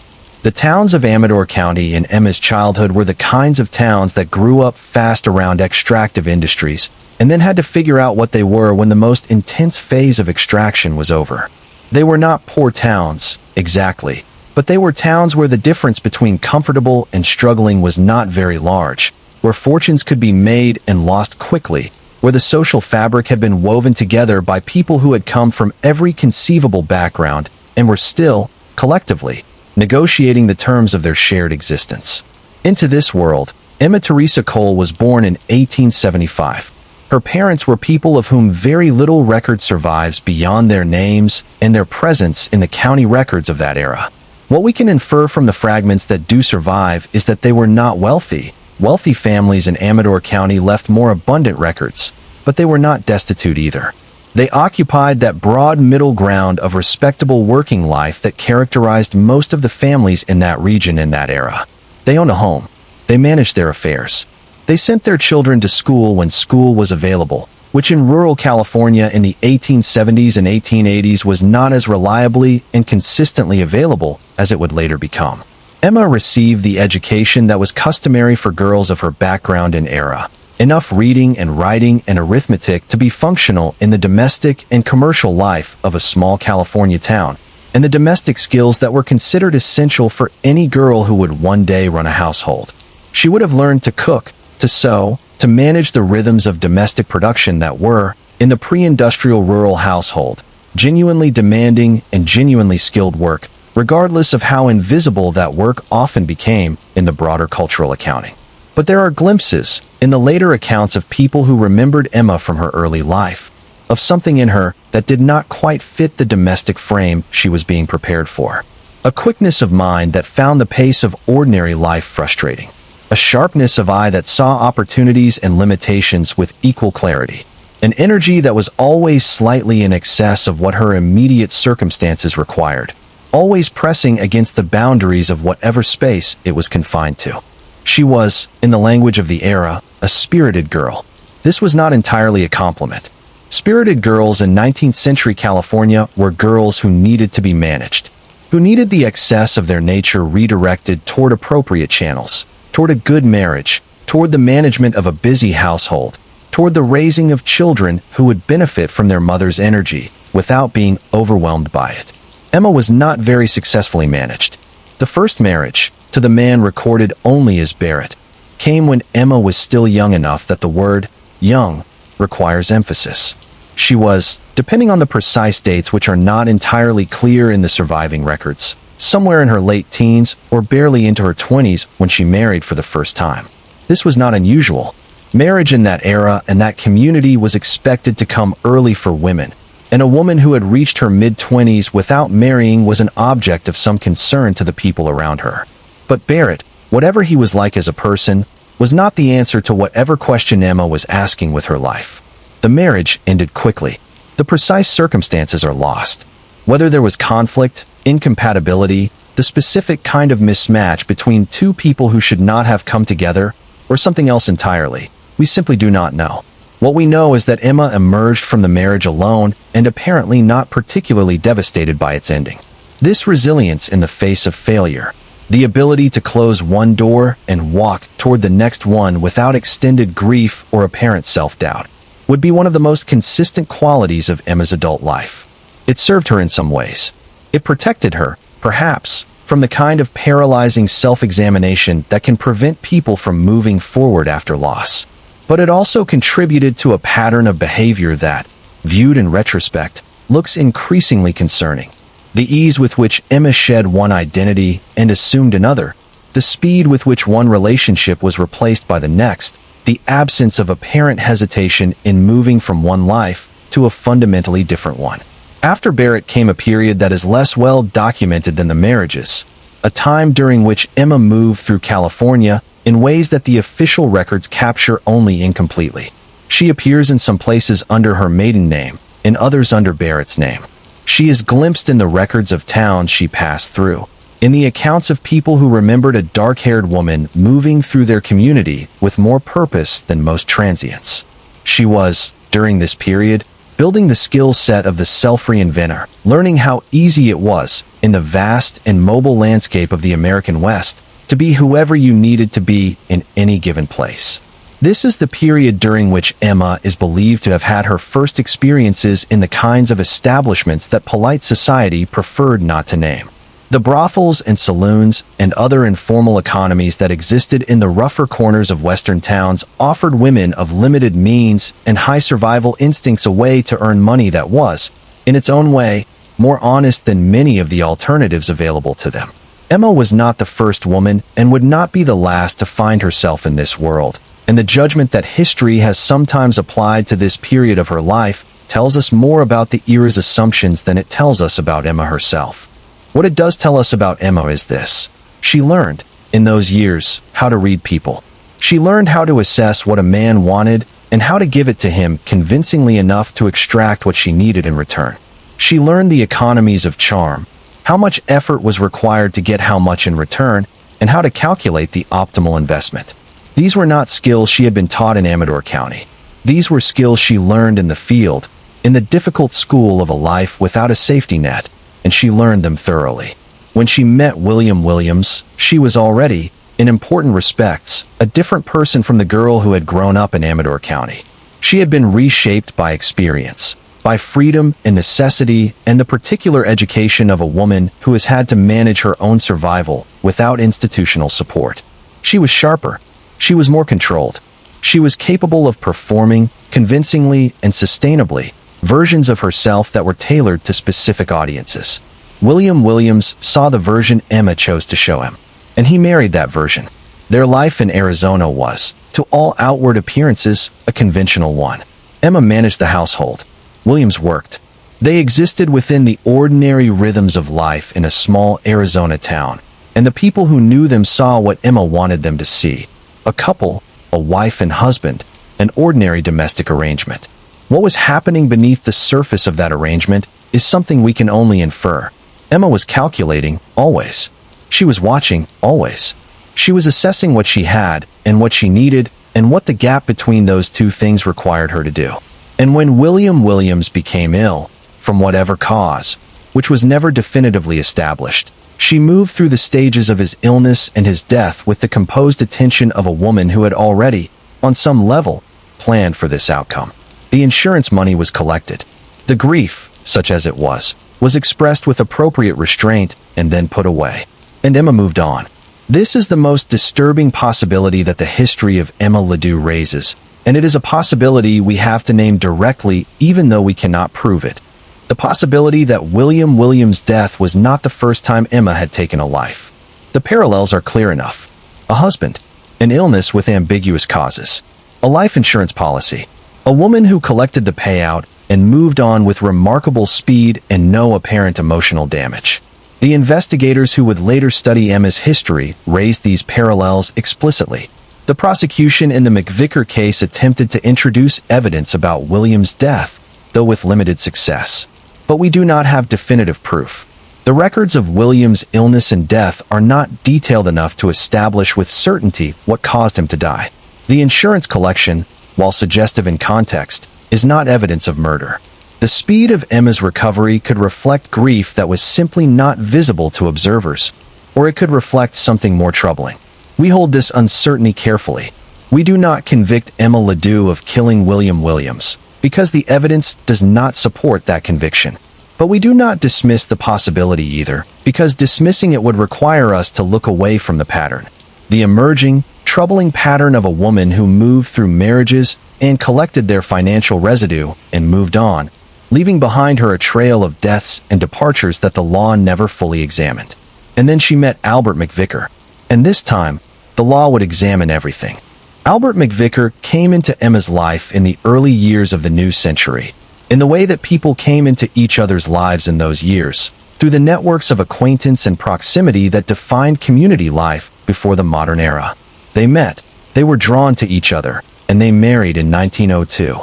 Albert was, as we have said, a working man of steady habits and genuine emotional warmth. He saw in Emma something that many people saw: the vitality, the sharpness, the dark-eyed presence that made a room feel more charged when she was in it. He did not see, or chose not to see, the calculation beneath the charm. Their marriage was troubled almost from the beginning, in the way that marriages built on incomplete information tend to be troubled. Albert wanted a settled life. He wanted the kind of domesticity that Emma was capable of performing, but apparently incapable of sustaining for long periods. He wanted a partner who was present, emotionally and physically, in the way that a marriage requires its partners to be present. Emma was capable of presence in short bursts. She was capable of warmth and connection and genuine engagement when those things were useful to her. But she could not maintain them indefinitely, and at some point, probably within the first year of their marriage, perhaps sooner, she began to feel the familiar restlessness.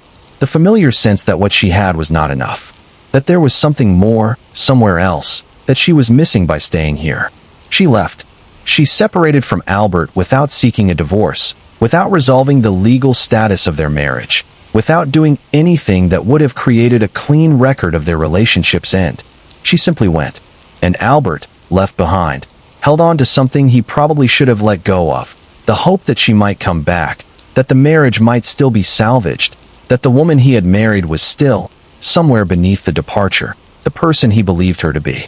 That hope kept him connected to Emma long past the point at which the connection served either of them. It kept him from moving on to a life that might have made him happy. It kept him writing letters that she might or might not have wanted to receive. And it eventually led him to Stockton, and a hotel room, and a glass of whiskey, and the end of everything he had hoped for.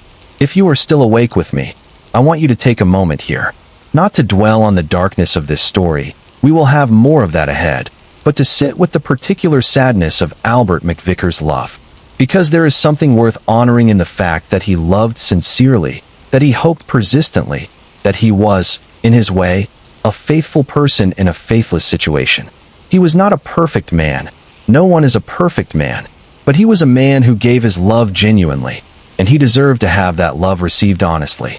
The world did not give him that.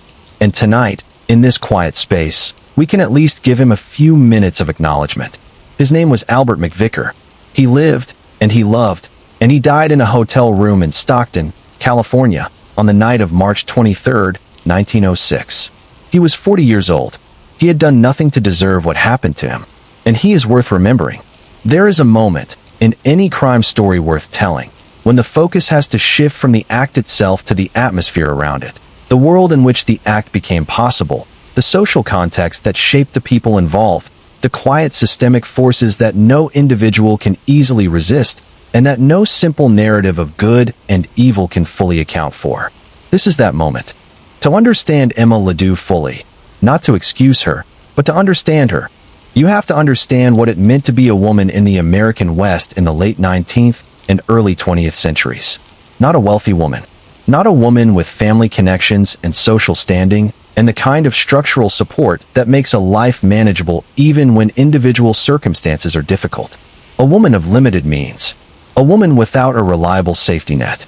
A woman whose primary assets, in the social economy of that era, were her physical appearance, her intelligence, and her ability to make herself useful and appealing to the men who controlled access to the resources she needed. This is not a comfortable framing. It is not the kind of framing that the culture of Emma's era would have used, and it is not always the framing that modern culture is entirely comfortable with either, because it risks sounding like an excuse for choices that caused real harm to real people. But it is an honest framing, and honestly is what this story requires. Emma Leoo was, in important respects, a product of a system that offered women like her very few good options. The domestic ideal, the wife, the mother, the keeper of the hearth, was not an ideal that came with economic security for women who did not marry well, or whose marriages failed, or who found themselves, through circumstance or choice, outside the boundaries of respectable domesticity. A woman who was separated or divorced or widowed in that era and that place was, economically speaking, in a precarious position. She could work, certainly, as a domestic servant, as a seamstress, in a laundry or a hotel, or any of the other female-dominated low-wage occupations that were available to her. But the wages were low, and the security was minimal, and the social status was modest at best. Or she could marry, and if one marriage failed, or ended, or proved insufficient, she could marry again. And if that marriage failed too, she could marry again. And in a world where marriage was the primary mechanism through which women accessed economic security, the incentive to be effective at attracting and managing marriages was not merely personal vanity or romantic instinct. It was survival. Emma had been surviving for a long time before she met Albert McVicker. She had been managing the difficult mathematics of her existence, the balance between what she needed and what was available, between the person she was and the person she needed to appear to be, with considerable skill and very little support. She had learned to be charming because charm was useful. She had learned to be adaptable because adaptability was necessary. She had learned to move on quickly because attachment, in her world, was a luxury she could not always afford. None of this made it acceptable for her to kill Albert McVicker. Nothing makes that acceptable. But it locates the killing within a context that goes beyond the simple story of a bad woman who did a terrible thing, and it asks us to look at the world that produced Emma Leoo with the same critical attention we bring to Emma Leoo herself. There were other women like Emma, not women who committed murder. That part was specific to Emma and to whatever was particular in her psychology and her circumstances. But women who moved through multiple marriages, who managed their identities flexibly, who lived at the edges of respectability and used whatever tools were available to maintain themselves in a world that offered them limited formal support.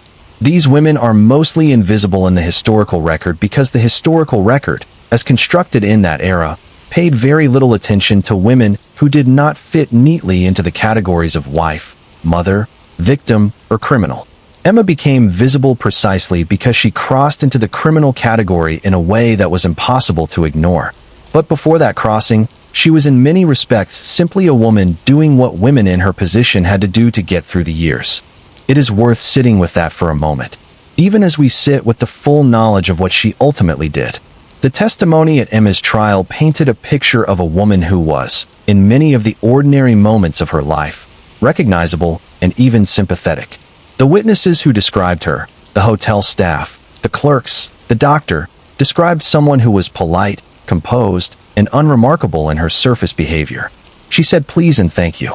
She made her requests clearly and waited for responses calmly. She did not draw unnecessary attention to herself.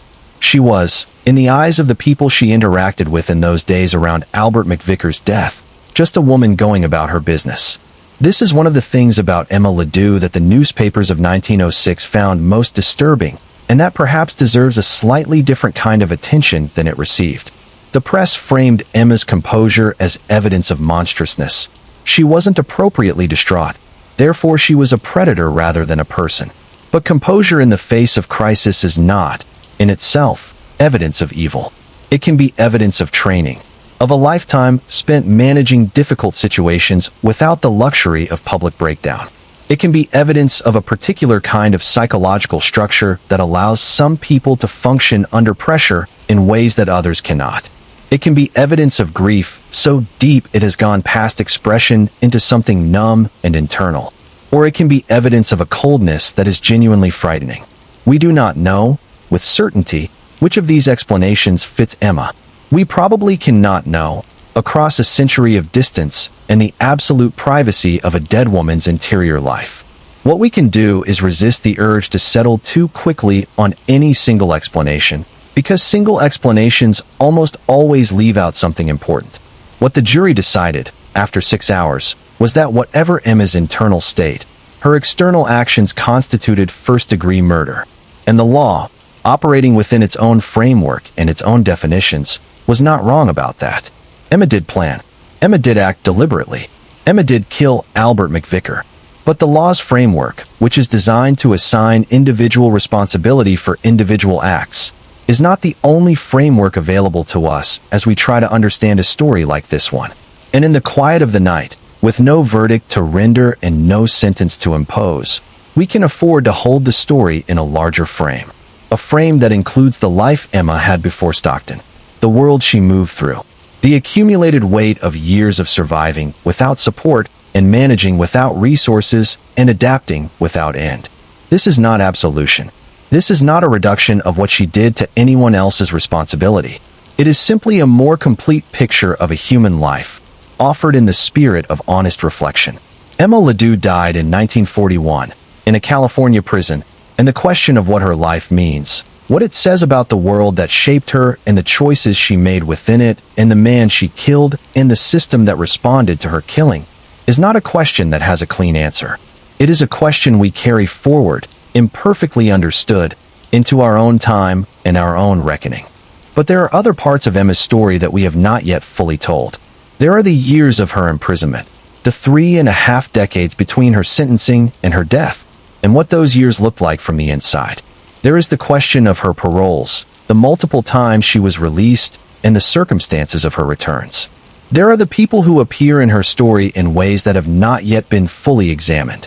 Eugene Leoo, her second husband, who had married a woman without knowing she was already married. Joseph Healy, the young man in San Francisco who believed Emma's account of McVicker's natural death. The doctor who gave her the morphine, and the other men who appear briefly in the margins of her story, drawn in by the same quality that Albert McVicker had been drawn in by. Let us spend some time with these figures. They deserve examination, not just as supporting characters in Emma's story, but as people in their own right whose lives were touched, and in some cases significantly damaged by the trajectory of Emma's choices. Eugene Leoo, the man Emma had married in 1905, the man whose name she carried when she became famous, occupies a particularly complex position in this story. He was, in the most straightforward sense, a victim of Emma's deception. He had married a woman who was already married to someone else, without any reason to know that this was the case. He had built, or believed he was building, a life with a woman who was simultaneously building a completely different life with another man. When Emma was arrested and the full story of her bigamy became public, Eugene Leoo was placed in a situation of extraordinary awkwardness and pain. His marriage was not legally valid. The woman he had thought of as his wife was now the subject of a murder investigation. His name was attached to the story in a way that made anonymity impossible. Every newspaper in California knew that Emma Leoo had been born Emma Cole and had married Eugene Leoo and had another husband in the form of the murdered Albert McVicker, and the juxtaposition of these facts made Eugene's position in the story unavoidable.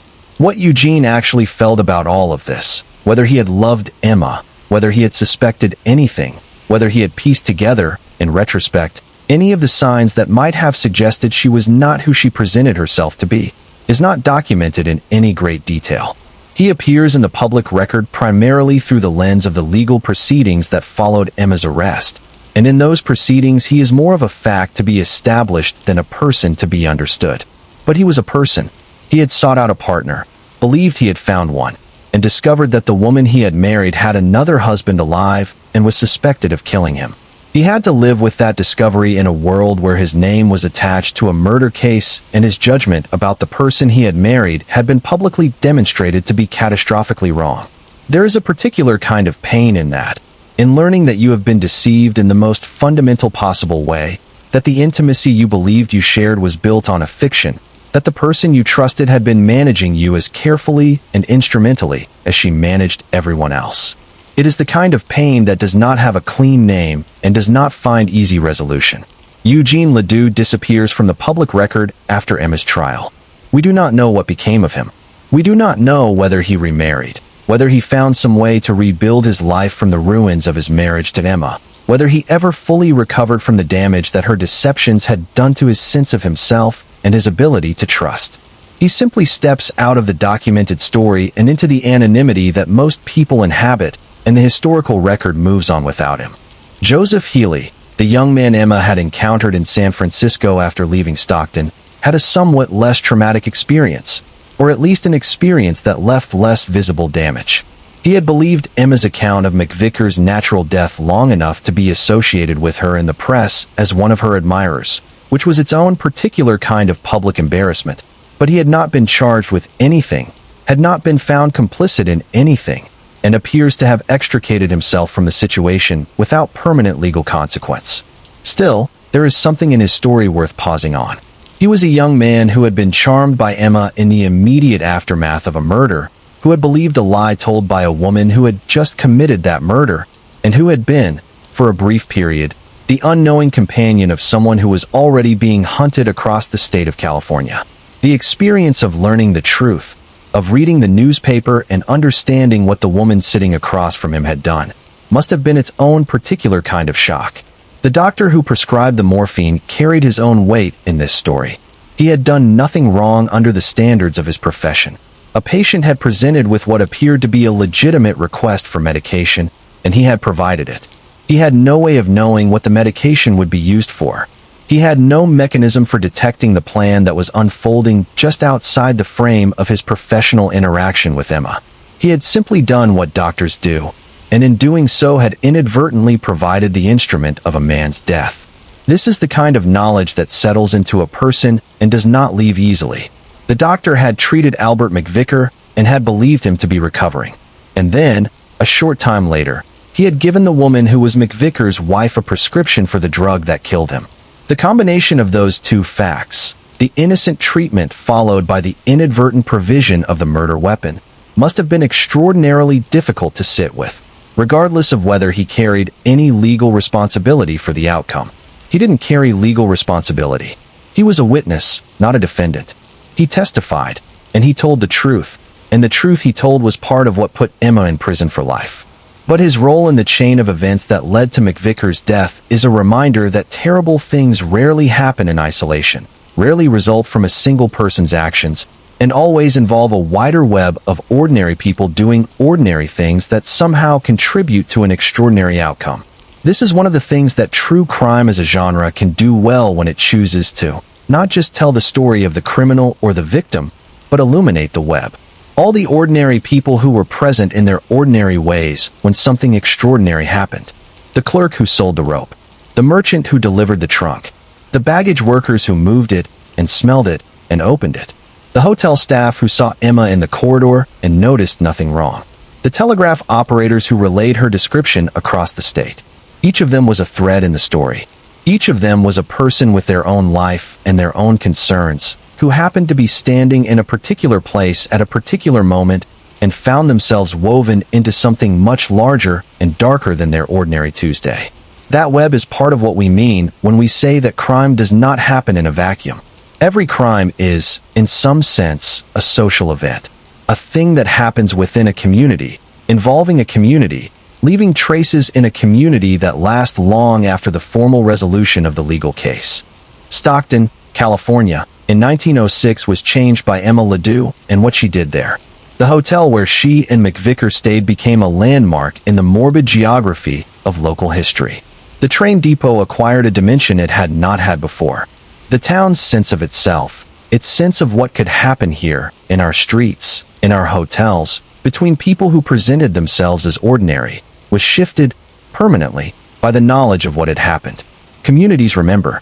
They hold the memories of violent events and the place names, and the local histories, and the accumulated consciousness of people who were told the story by people who were told the story by people who were there. The story of the trunk at the Stockton depot is still told in that part of California, still known, still alive in the way that particularly vivid local history stays alive. And in a museum somewhere in California, the trunk sits, waiting to be looked at, carrying, in its silent, physical way, the full weight of everything that passed through it.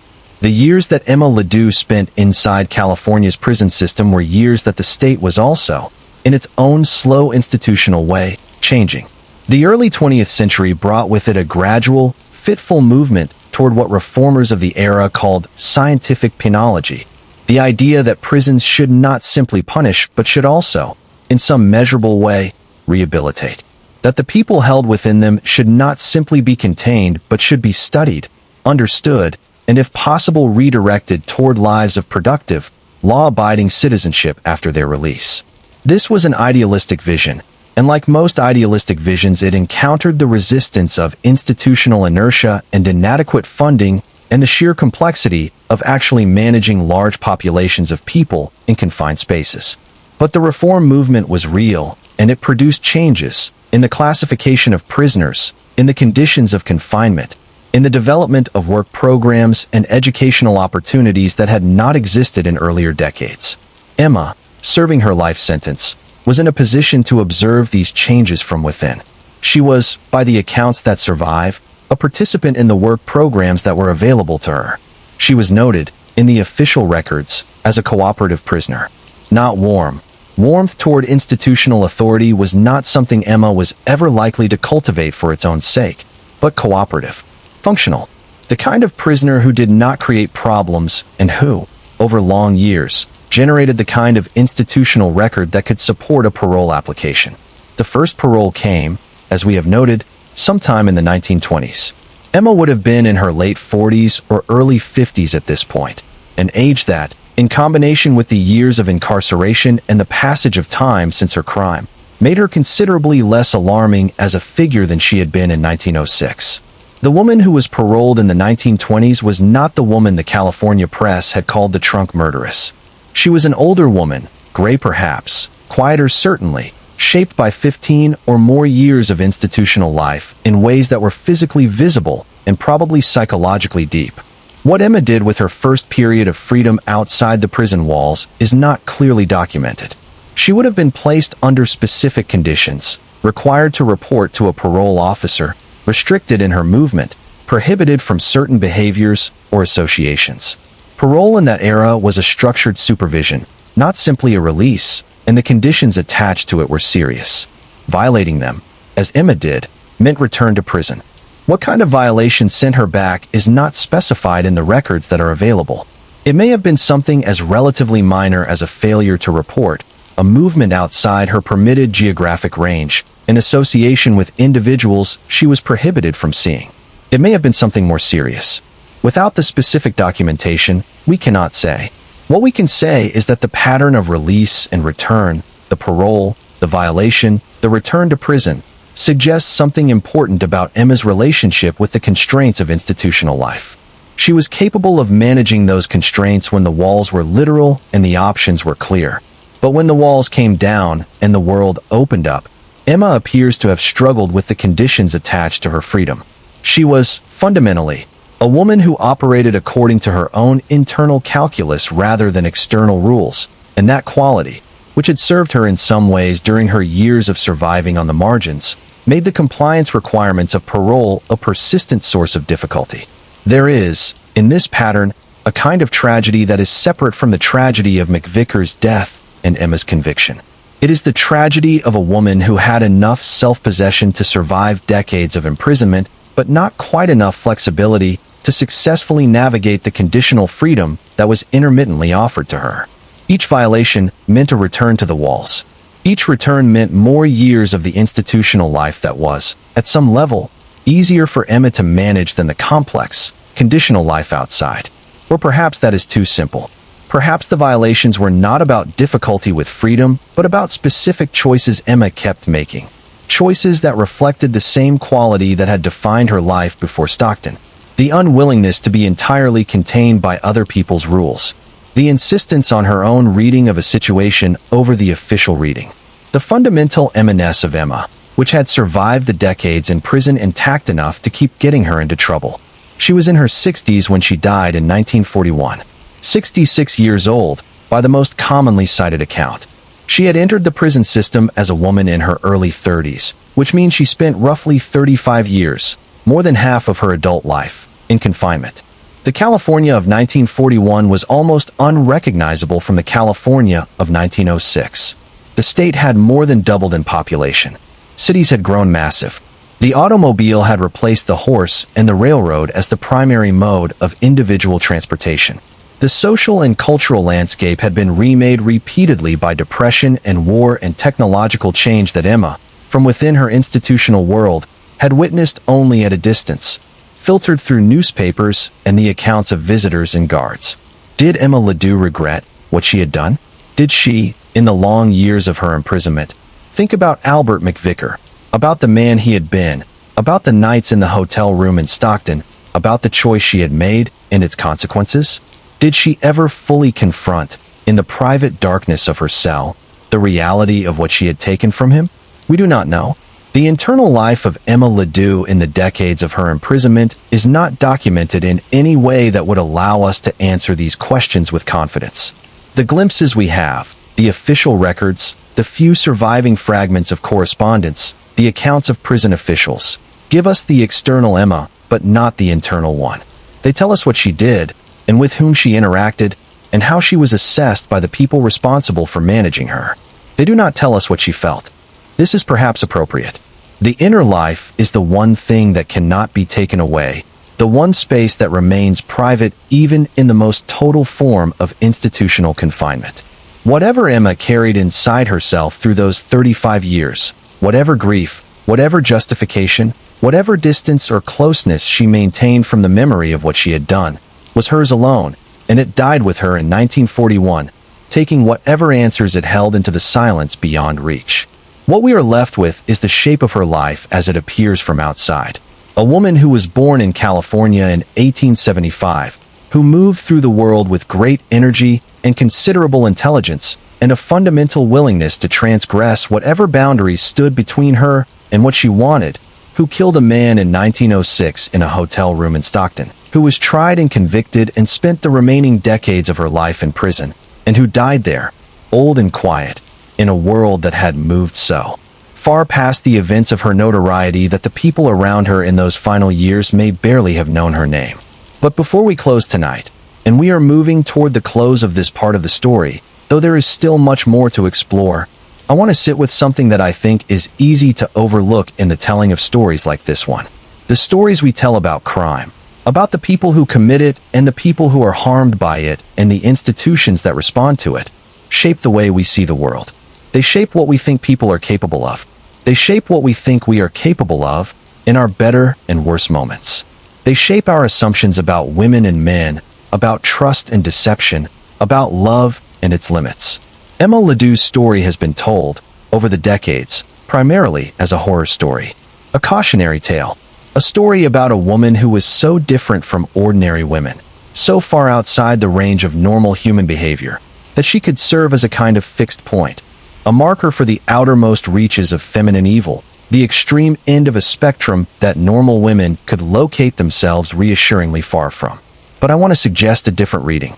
Not a comfortable reading, and not one that diminishes what Emma did, but a reading that sees Emma Leoo as a human being who was, in many respects, not so different from the rest of us as the monster narrative requires. A person who wanted security, who wanted freedom, who wanted to be something more than the circumstances of her birth had prepared her for. A person who made choices, some comprehensible, some terrible, within the constraints of a world that offered her very limited options. A person whose capacity for harm existed alongside a genuine human interiority that we will never fully access and that the monster narrative, by design, refuses to acknowledge. This is not a redemption story. Emma Leoo was not redeemed. Albert McVicker was not brought back. The harm that was done cannot be undone by any reframing of the person who did it. But it is a fuller story. And fuller stories, even when they are darker and more complicated and harder to hold, are the ones that actually teach us something about the world we live in. If you are still awake, I want to ask you something. Not a dramatic question, not a cliffhanger, just a genuine question offered in the quiet of this late hour. When you think about the choices Emma made, not the murder, but the earlier ones, the smaller ones, the accumulating series of decisions that led her from Amador County to Stockton, what do you think about? What do they make you think about in your own life? About the choices you have made, or might have made, under different circumstances? About the distance between the person you are and the person you might be if the world had pressed you differently? These are not questions I can answer for you. They are questions for the quiet moments before sleep, when the guard of the conscious mind is loosening and something more honest is available. I will leave them with you. And now I want to take us back into the story, back into some of the details we haven't fully explored yet. The bigamy, the insurance, the full shape of Emma's double life in the years leading up to McVicker's death. Because there is still more to understand, more thread to follow, before we arrive at whatever conclusions are available to us at the end of this long, dark road. Before we do, if this story has been keeping you company tonight, if the voice has been a comfort in whatever hour this finds you, please hit the like button and make sure you're subscribed to the channel. We tell these stories with care, and knowing you are here, wherever in the world you are, is what makes this work worthwhile. Drop a comment and let us know where you're watching from. Now, back to Emma. Back to the years before Stockton, when the trap was being constructed one careful piece at a time. The bigamy that sat at the center of Emma Leedoo's story is perhaps the least sensational element of her history, and yet in some ways, it is the most revealing. Because bigamy, the maintenance of two simultaneous marriages without either spouse knowing about the other, requires a particular quality that the more dramatic crimes of Emma's story can sometimes obscure. It requires sustained management. It requires the daily work of maintaining two separate versions of a life, keeping them from colliding, ensuring that the people in each version remain unaware of the other's existence. It requires, above all, an extraordinary capacity for compartmentalization, the ability to move between two completely different identities without allowing one to contaminate the other. Emma had been building this capacity for years before she married Eugene Leoo. She had been practicing it in smaller ways, in the personas she adopted in different towns, in the names she used and discarded, in the selective truths she told, and the convenient omissions she maintained. By the time she acquired her second simultaneous husband, she had, in a sense, been training for it for a decade. The marriage to Eugene Leoo in 1905 was, from Emma's perspective, a specific solution to a specific problem. She needed resources. She needed stability, or the appearance of stability. She needed the social legitimacy that marriage provided to women in that era, the cover of wifehood, the respectability that attached to a woman who was married to a working man and living the ordinary life of a domestic partnership. She needed, in short, a husband. The fact that she already had one was, to Emma, apparently a manageable inconvenience rather than an insurmountable obstacle. She had already demonstrated, in her management of William Williams' death and her movement through various towns and identities, that the legal and social strictures that governed other people's lives were not, in her personal accounting, absolute. They were constraints to be worked around, rules to be selectively honored, lines to be respected only when crossing them would create more problems than it solved. Marrying Eugene Leoo while still technically married to Albert McVicker crossed one of those lines. But from Emma's vantage point, it was a manageable crossing. Albert was far away. Albert was not part of her daily life. Albert existed, for practical purposes, as a problem from her past rather than a presence in her present. The marriage on paper was, she may have told herself, a formality, a technicality, the loose end of a chapter she had already moved beyond. Eugene, who knew nothing of Albert's existence, would not be harmed by something he didn't know about. This is the reasoning of a person who has learned to prioritize her own needs so completely that the interests and rights of others have become secondary considerations. It is not a reasoning process that most people would endorse, but it is a recognizable one. We all, to varying degrees, manage the cognitive load of our moral life by telling stories that make our choices seem more defensible than a purely objective view would allow. Emma's version of this universal human tendency was simply more extreme, more persistent, and more consequential than most. The problem arrived when Albert McVicker refused to stay in the past where Emma had placed him. His outreach, his letters, his insistence on contact was, from a certain perspective, simply a man trying to maintain a connection with a woman he still cared about. It was not aggressive. It was not threatening, in any conventional sense. He was not blackmailing her.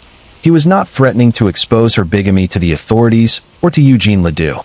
He was, as best we can tell from the evidence, simply a man who had not stopped loving his wife and who wanted to see her. But Emma's calculus was not about aggression or threat in any simple sense. It was about risk. Albert's continued presence in her life was a risk, a variable she could not control, a person whose knowledge of her history made him dangerous simply by existing. He knew she had remarried. He may have known she had not divorced him. He had enough information, if he chose to use it, to dismantle everything she had built with Eugene Leoo. This is the fundamental logic that appears to have driven Emma toward the decision she made on the night of March 23, 1906. Not hatred of Albert McVicker, not a need for revenge or the expression of some deep personal grievance. Something colder and more pragmatic than that. The calculation that his continued existence represented a risk she could not mitigate by any means other than the most permanent one. It is worth noting, because it is important to the full picture, that this calculation was wrong on its own terms. Even setting aside the profound moral wrongness of killing another human being, Emma's plan was operationally flawed from the beginning. The evidence she left behind, the prescription, the rope, the trunk, the witnesses who could place her at each stage of the chain, was more than sufficient to convict her. The baggage tag mistake simply accelerated a discovery that would likely have occurred by some other means eventually. Emma was not, despite her considerable intelligence, executing a plan that could have succeeded in the long term.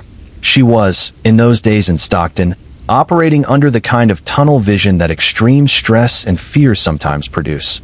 The narrowing of attention onto a single problem, the single solution, the failure to fully account for the downstream consequences of the chosen action. She was so focused on the problem of Albert McVicker that she apparently failed to adequately consider the problem of what happens after Albert McVicker. The investigation, the witnesses, the physical evidence, the inescapable trace that a human death in a hotel room leaves behind. Or perhaps she did consider those things and simply underestimated them. Perhaps she overestimated her ability to manage the aftermath, the way she had managed so many other difficult things in her life. Perhaps she believed that her composure, her practiced invisibility, her capacity to present the right face to the right person at the right moment, would be sufficient to carry her through even this. It was not. The story of Emma Leoo's trial, which we have covered in its broad outlines already, contains, in its details, a portrait of a woman whose control was slowly, publicly, systematically stripped away as the prosecution presented its case. Each witness, each piece of evidence, each carefully assembled link in the chain was another removal of the careful construction she had built. The Joe Miller story, told with apparent conviction in the early stages of the defense, was taken apart piece by piece until nothing remained of it but the naked fact of its fabrication. Emma's composure in the courtroom, so frequently noted and so frequently cited as evidence of her cold nature, can also be read as the composure of a person watching the dismantling of something they spent years constructing and having no remaining mechanism to stop it. She could not lie her way out of this the way she had lied her way out of other situations. She could not move to a new town and become someone new. She could not pour a drink and dissolve the problem into it. All she could do was sit and compose herself and watch. And then, when it was finally and irreversibly over, she could write the letter that said, "Guilty." The letter is one of the most interesting documents in Emma Leoo's story, precisely because of how little it contains. It does not explain. It does not elaborate. It does not offer the kind of extended justification or contextualization that a person who has maintained their innocence for months might be expected to produce when finally acknowledging their guilt. It simply states the decision, the guilty plea, the end of the contest, with the same economy of expression that Emma appears to have brought to everything. What does such a letter feel like to write? Not in the legal sense, but in the human sense. The moment of putting down the fiction you have been carrying and acknowledging, on paper, to the people who have the power to determine what remains of your life, that what they believe about you is true. We can't know. We can only imagine. And imagination, in this context, is necessarily partial. We carry our own emotional frames and our own assumptions about guilt and regret and self-knowledge into any attempt to inhabit another person's moment of reckoning. What we can say is that after the letter, Emma Leoo's public story effectively ended. The trial was resolved. The sentence was pronounced. The newspapers moved on.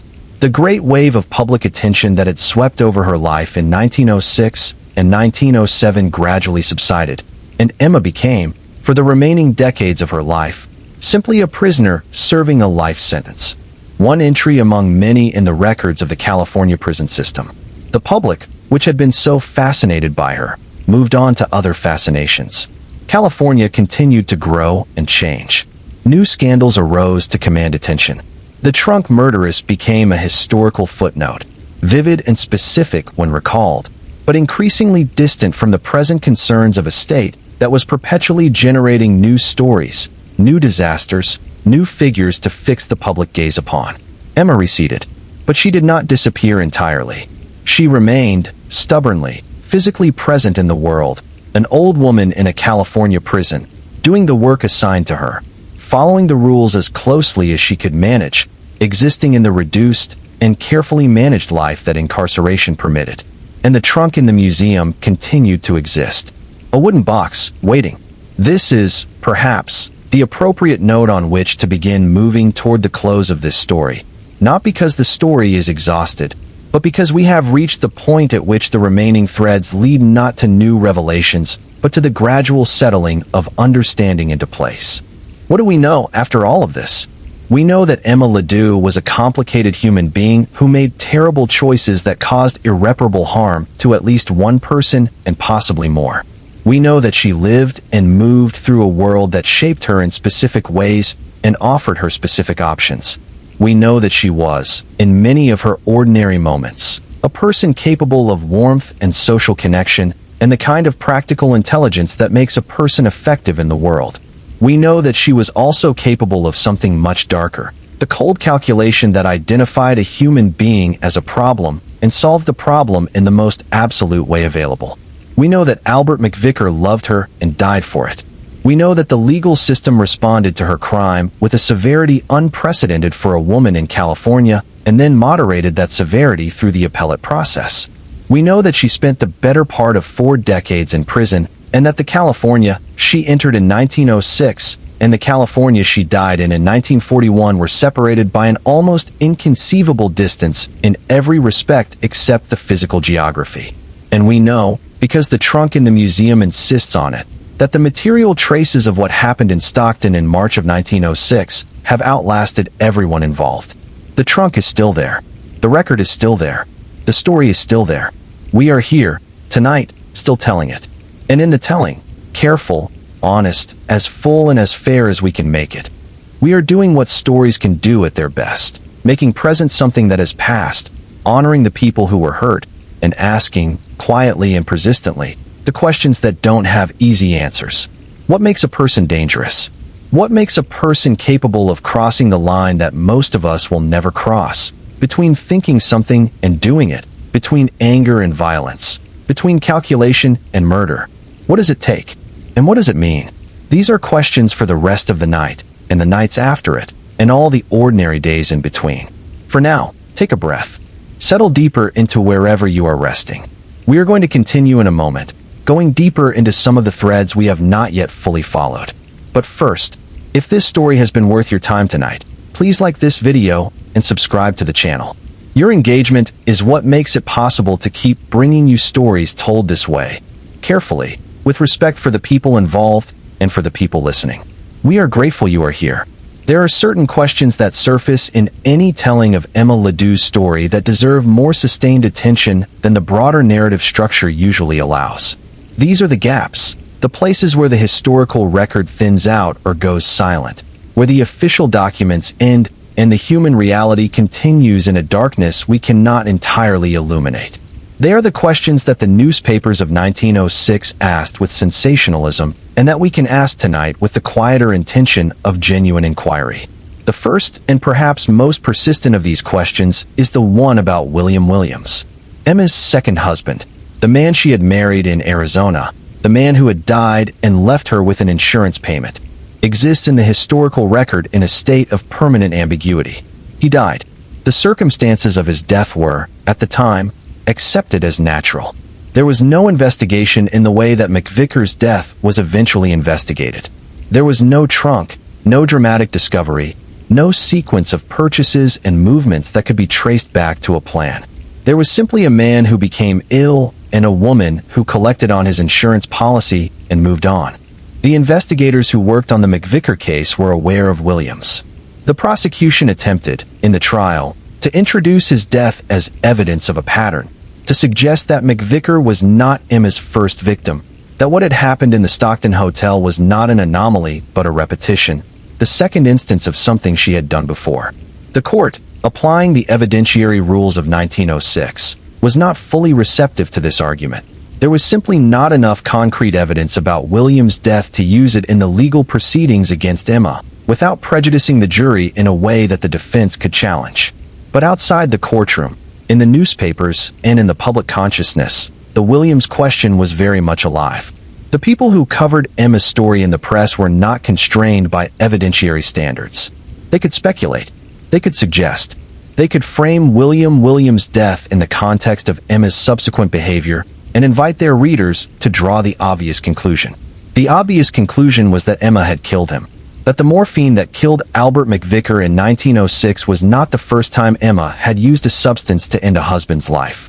That the insurance money she collected on Williams was the profit of murder, just as, or so the prosecution argued, the freedom she sought to protect in 1906 was the motive for another. We cannot prove this.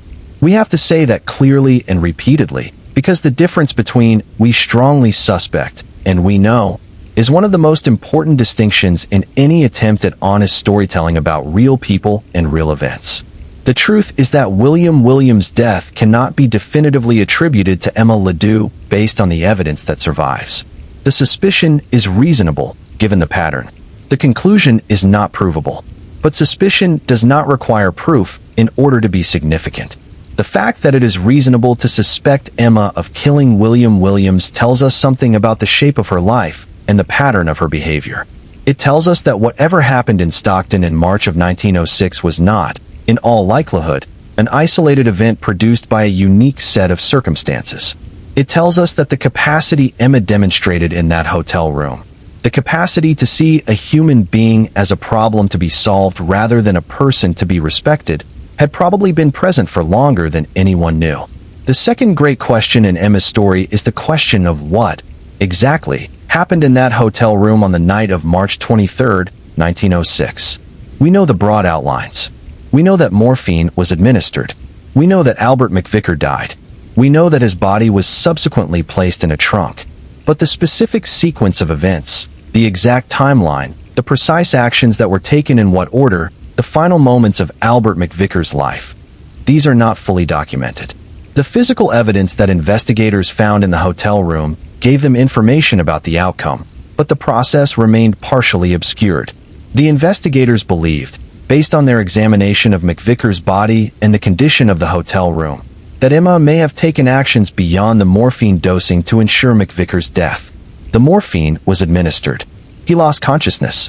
But investigators concluded that he may not have been dead when Emma began her subsequent preparations, that there may have been a period of time, after the morphine had done its initial work, when McVicker was unconscious but not yet dead, and that Emma's actions during that period may have been more directly violent than simply waiting for the drug to complete its work. This is difficult to contemplate. It requires us to stay with the reality of what happened rather than the abstracted version, to understand that Albert McVicker's death was not instantaneous, was not painless, was not something he experienced as a simple fading away from consciousness into peaceful oblivion. It was a process. It took time. And the person who had set that process in motion was present throughout. We move quickly past this part of the story because it is very hard to hold.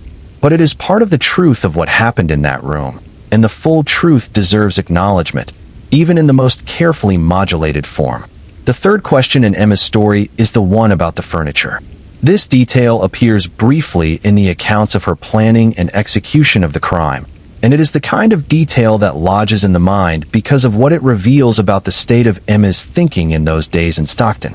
While Albert McVicker was alive, while he was resting in the hotel room, while he believed they were reconciling, Emma was elsewhere in the city, attending to other business. Specifically, she and McVicker had gone together to purchase furniture. Emma had told him they would be moving to her mother's farm, that they needed to furnish the place. They had picked out pieces together, the way a couple might, standing side by side in a furniture store and choosing the things that would fill the shared space they were supposedly about to inhabit. Emma had arranged for the furniture to be shipped to Eugene Leoo, her other husband. She had given the shipping address of the man she was planning to return to once she had dealt with the man standing next to her in the furniture store. She had, in the course of the same days during which she was planning to kill Albert McVicker, been simultaneously managing the domestic details of the other life she intended to return to. She had been, in effect, doing both things at once: the reconciliation and the murder, the performance of a future with McVicker, and the actual preparation for a future without him, with the same focused efficiency she brought to everything. The furniture that was purchased for Emma's supposed future with Albert McVicker was shipped to the address of the husband who didn't know he had a wife who was currently occupied with murdering the previous one.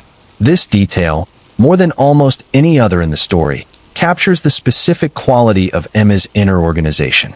The ability to hold two completely contradictory realities simultaneously, to perform one for the benefit of an observer while executing the other, is a quality that appears throughout her story, in the management of her bigamy, in her presentation of a grieving wife while the police investigated her husband's death, in the composed performance of a concerned woman seeking a doctor's help even as she was obtaining the instrument of murder.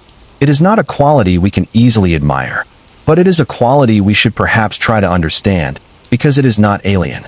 It is a more extreme version of the kind of internal compartmentalization that all human beings engage in to some degree. We manage different personas for different contexts. We perform emotions we don't entirely feel. We tell stories about ourselves that are more flattering or more coherent than the raw material of our actual lives. Emma's version of this universal human capacity was amplified to a degree that made it pathological, but its roots are recognizably human. The fourth and perhaps most interesting unanswered question in Emma's story is the question of what she hoped for after. After McVicker was dead, after the trunk was at the depot, after she was on the train to San Francisco, and then to wherever her next stop would be. What did Emma Leoo believe her future looked like? What did she think would happen? She must have known the plan was imperfect. She must have known, on some level, that a body in a trunk at a railroad depot was not a problem that would simply disappear because she wanted it to. She was intelligent enough to understand that detection was possible, perhaps probable, and yet she proceeded. And yet she left Stockton with the particular calm that multiple witnesses described. Was there a plan beyond the plan? A version of the future in which the trunk arrived at its destination without being opened, in which the evidence dissolved, in which Emma returned to Eugene Leoo with a clean slate and a story about her first husband's natural death and a furniture delivery she could explain with a convenient fiction. Was there, in Emma's mind, a realistic picture of the life she was trying to protect, and did it sustain her through those terrible nights? Or was the plan not really about the future at all? Was it about the present, about the immediate, urgent need to resolve the threat that Albert McVicker represented, regardless of what happened afterward? Was it, in some fundamental way, about a woman who had been managing crises reactively for so long that the long view had simply ceased to be available to her? These questions do not have answers. They are the questions we hold in the dark, in the small hours, when the story has been told as fully as it can be told, and what remains is the silence of things we will never know. Let us sit with that silence for a moment. The world that produced Emma Leoo, the California of the late 19th century, the transient communities of the mining country and the desert Southwest, the informal economies and the limited options, and the social pressures that shaped the lives of women who found themselves outside the boundaries of respectable domesticity. That world is gone. It is gone in most of its material particulars, though its echoes persist in the cultural DNA of the West, in the mythology of reinvention and mobility that still defines the region's self-understanding. Emma Leoo herself is gone. Albert McVicker is gone. William Williams is gone. Eugene Leoo is gone. The doctor, the clerks, the baggage workers, the jurors, Judge Nutter, all gone. The hotel where Emma and Albert checked in as Mr. and Mrs. McVicker is gone. The Stockton of 1906 is almost entirely gone, replaced by the Stockton of the present, which has its own stories and its own griefs and its own complicated history. What remains is the trunk, the records, This story, and the questions remain, as questions always do, outlasting everything else. Outlasting the people who first asked them and the people they were asked about, and the world in which the events that prompted them occurred. The questions persist because they point to something that is not historical, not specific to one time and one place, but permanent and human and endlessly relevant. What are we capable of under sufficient pressure? What are the limits we believe we would not cross? And how certain are we about those beliefs? What is the difference between the person we are and the person we might become in circumstances we can't predict and haven't prepared for? Emma Leoo believed she knew her own limits. She had navigated the world for 30 years on the strength of that self-knowledge, or what she took for self-knowledge. And then she found herself in a hotel room in Stockton in March of 1906, with an unconscious man on the bed and a plan she had spent days constructing, and she discovered that her limits were not where she had thought they were. Or perhaps she discovered, and this is the darker possibility, that they were exactly where she had always known they were. That nothing about what she did in that room surprised her.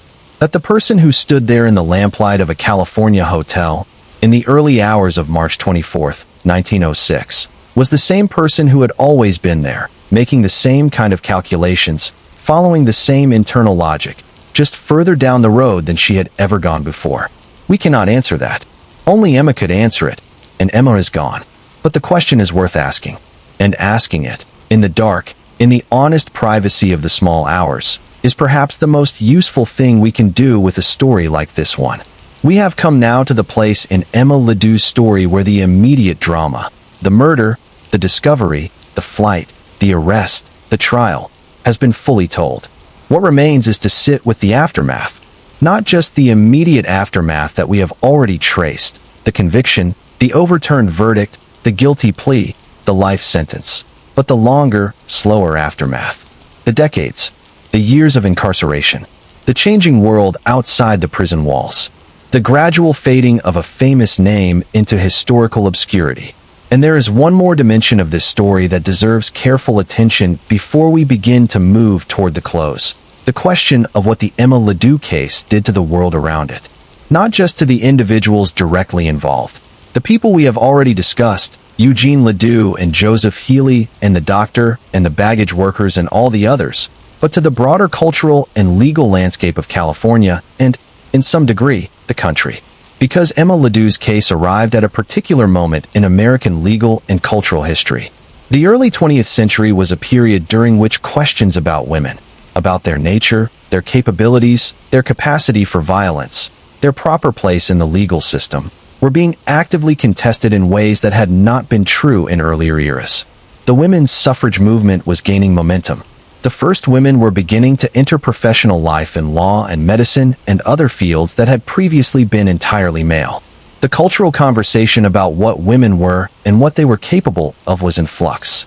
Into this context, Emma Leoo dropped like a stone into still water. The ripples she created went in several directions at once. On one side, her case was used by those who were alarmed by the prospect of female autonomy to argue that women were, in fact, capable of the full range of human wickedness, that the assumption of female gentleness and moral superiority that had been used to argue for women's suffrage was naive at best and dangerously misleading at worst.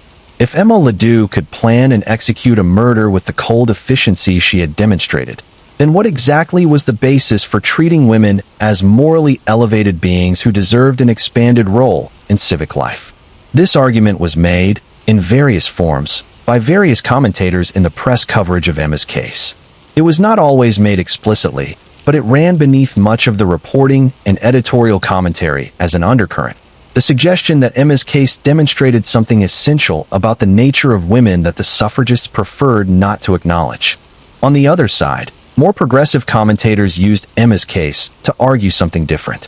They noted that the circumstances of Emma's life, the limited options, the economic precarity, the dependence on marriage as a survival mechanism, were the product of a social system that denied women economic independence and civic equality.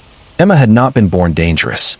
She had been shaped into someone capable of dangerous acts by a world that offered her very little in the way of legitimate paths to the security and agency she sought.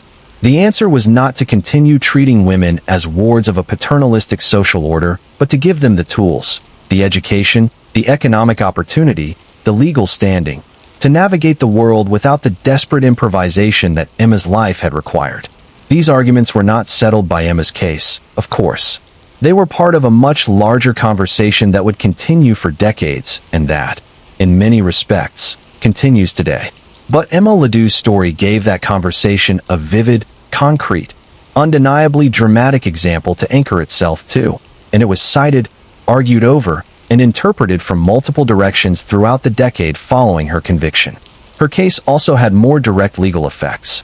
The fact that she had been sentenced to death, the first woman in California to receive that sentence, focused attention on the question of whether the death penalty should apply to women in the same way it applied to men.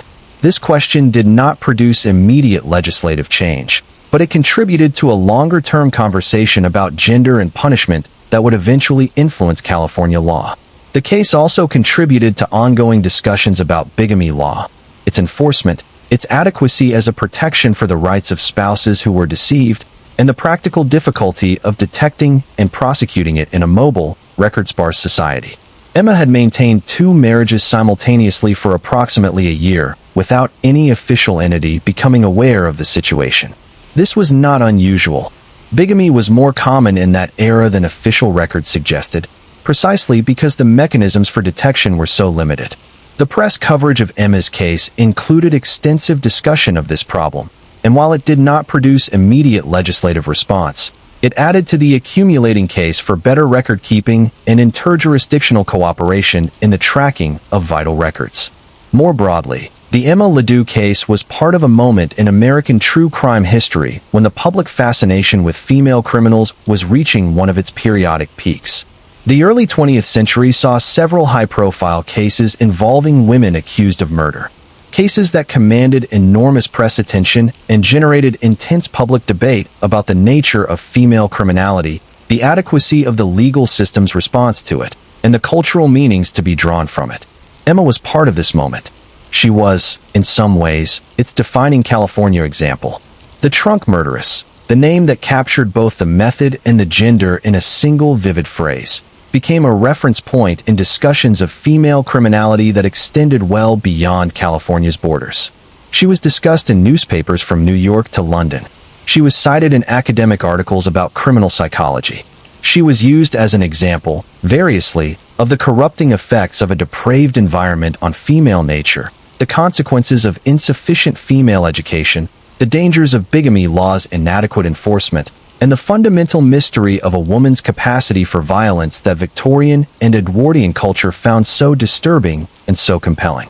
None of these uses of Emma's story were particularly interested in Emma herself, in the specific person, with her specific history and her specific psychology and her specific experience of the specific world she had moved through. They were interested in Emma as a symbol, a case study, an illustration of whatever point the person deploying her story needed to make. This is what happens to people who become famous for their crimes. They lose their particularity and become representative, standing in for something larger than themselves, their actual human complexity flattened into whatever shape the cultural moment requires. Emma herself, sitting in her California prison cell, had no control over these uses of her story. She could not respond to the editorials. She could not correct the interpretations she found inaccurate. She could not insist on her complexity in the face of a culture's determined reductionism. She was, once she had been convicted and sentenced, simply the trunk murderess, a fixed name attached to a fixed story, circulating through the culture with the independent life that stories acquire once they escape the control of the people they are about. This, too, is part of what it means to become the subject of a crime story. You lose control of your narrative. You become available for other people's purposes. Your life, its specific texture, its honest complexity, its actual dimension, gets replaced by the version that is useful, that is dramatic, that serves the cultural needs of the moment. And the replacement is so thorough, so pervasive, so reinforced by repetition across decades of retelling, that the original becomes difficult to access even for people who are genuinely trying to find it. We have been trying, tonight, to find it. To get past the headline and the name and the dramatic image of a trunk in a railroad depot and find the actual person. Complicated, damaged, capable of terrible acts, and also of the ordinary human qualities that make terrible acts comprehensible rather than simply monstrous. We have not entirely succeeded. We cannot entirely succeed. The distance is too great, the record too incomplete, the private dimensions of Emma's inner life too thoroughly inaccessible across a century of time. But we have tried. And the trying matters, not because it changes what Emma did or what happened to Albert McVicker, but because honest engagement with the full complexity of human stories is how we actually learn from them, as opposed to simply being shocked by them and moving on. The trunk in the museum is still there. It has been there for over 100 years. People visit it. They look at it. They try to imagine. They bring to it whatever they bring to encounters with the physical residue of terrible events. Curiosity, horror, sadness, the particular kind of thoughtfulness that close contact with mortality can produce. What do you feel if you imagine standing in front of it? What does the trunk, this ordinary object made extraordinary by what it once contained, make you think about? About Emma? About Albert? About the hotel room and the whiskey and the morphine and the March night in Stockton when everything converged into a single, irreversible act? Or about something more general? About the capacity for harm that exists in the human heart. Not just in Emma's heart. Not just in the hearts of the people history identifies as criminals, but in the ordinary, imperfect, pressure-tested hearts of everyone who has ever wanted something badly enough to consider doing something they should not have. The trunk holds all of these questions. It holds them patiently, without judgment, with the simple, enduring solidity of a thing that has outlasted its moment and continues to exist in the world's patient attention. We should be as patient as the trunk. We should sit with these questions as long as they need to be sat with, and not rush toward the easy answers that would let us close the story and move on without being changed by it. But we are moving toward the close of this particular telling. The night is long, and so is the story, and we have now covered its main dimensions: the crime, the investigation, the trial, the sentence, the appeals, the guilty plea, the life in prison, the death, the long cultural aftermath, and the questions that survive all of it. What remains is to gather those threads together, not to tie them off neatly, because they don't tie off neatly, but to hold them, all at once, and feel the full weight of the story they collectively make. That is what we will do now. Let us return, one more time, to the morning of March 24th, 1906. Not to rehearse the discovery. We have been there already. We have stood with the baggage workers and watched the trunk opened in the lamplight. But to imagine the city around that discovery. To imagine Stockton waking up to an ordinary spring morning, entirely unaware that in the baggage room of its railroad depot, a story was already unfolding that would make its name known across California and beyond. The streets of Stockton that morning were full of ordinary life. People going to work. Wagons moving through the streets with their loads of agricultural produce. The lifeblood of a riverport city whose economy was built on the wealth of the Central Valley. Children on their way to school. Women managing their domestic errands. Men at their counters and their jobs, navigating the ordinary Tuesday of their ordinary lives. In the depot baggage room, the smell was getting worse. And somewhere in that city, or perhaps already on a train moving west toward San Francisco, Emma Leoo was also conducting the business of an ordinary morning. She had slept or not slept. She had risen and dressed with whatever she had brought with her to Stockton. She had eaten or not eaten. She had made her way out of the hotel where the room she and Albert McVicker had shared was still waiting to be examined by investigators who did not yet know it needed to be examined, and into the streets. She had Albert McVicker's watch in her purse. This detail continues to speak. Why keep it? Why carry, through all the careful planning and the clean departure, this one small physical object that connected her to the dead man? It could not have been practical. A watch was evidence, was a link, was exactly the kind of thing she should have left behind or destroyed. But she kept it. Perhaps it was simply habit, the accumulation of ordinary object-keeping that is so embedded in daily life that it bypasses conscious decision. Perhaps it was something more deliberate, a keeping, a possession that meant something she wasn't ready to analyze. Perhaps it was an act she didn't know she was performing, the holding of something that had been his, as a kind of stay against the full weight of what she had done. Or perhaps it was simply a mistake. Perhaps, in the haste and the focus of those final hours in Stockton, she simply forgot to take it out of her bag and leave it behind. We cannot know. The watch is gone, consumed into the evidence record, and eventually dispersed. But the act of carrying it, the choice or the oversight or the something in between, persists in the historical account as one of the most humanizing details in Emma's story. It makes her, for a moment, something other than the trunk murderess of the headlines. It makes her a woman who carried something she could not let go of. A woman who was connected, in some small and private way, to the man she had killed. A woman for whom murder was, perhaps, not the clean and cold transaction that the rest of her behavior might suggest. There is grief in that watch, or something that functions like grief. And grief, even in the most terrible circumstances, is a human thing. Let us spend a moment with the city of Stockton, not the 1906 Stockton of the crime, but the Stockton of today. Because place matters. Because the geography of a story persists long after the people in it are gone. The ground where things happened remains, even when the buildings are replaced and the streets are renamed, and the city grows in ways no one in 1906 could have predicted. Stockton today is a city of nearly 300,000 people. It is diverse, demographically complex, shaped by the same agricultural economy that defined it in 1906, but also by a century of immigration and industrial change, and the particular dynamics of California's Central Valley, which has its own stories and its own complications entirely separate from the Emma Leoo case.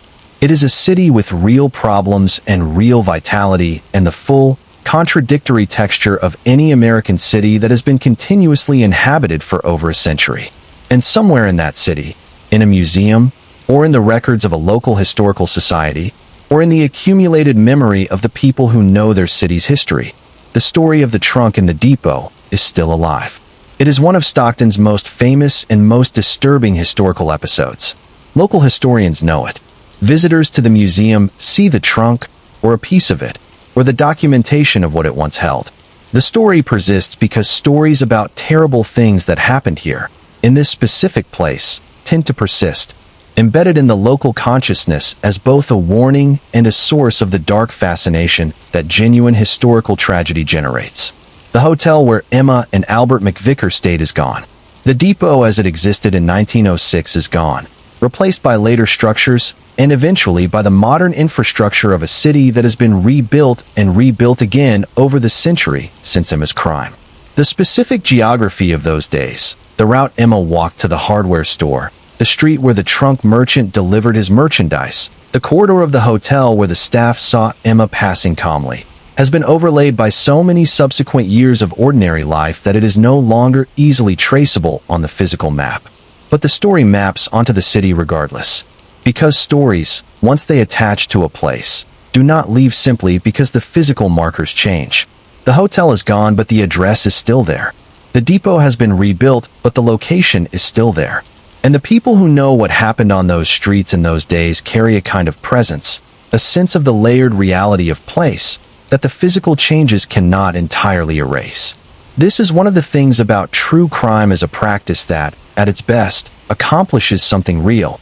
It makes us aware of the layered reality of the world we move through. Every place has its history.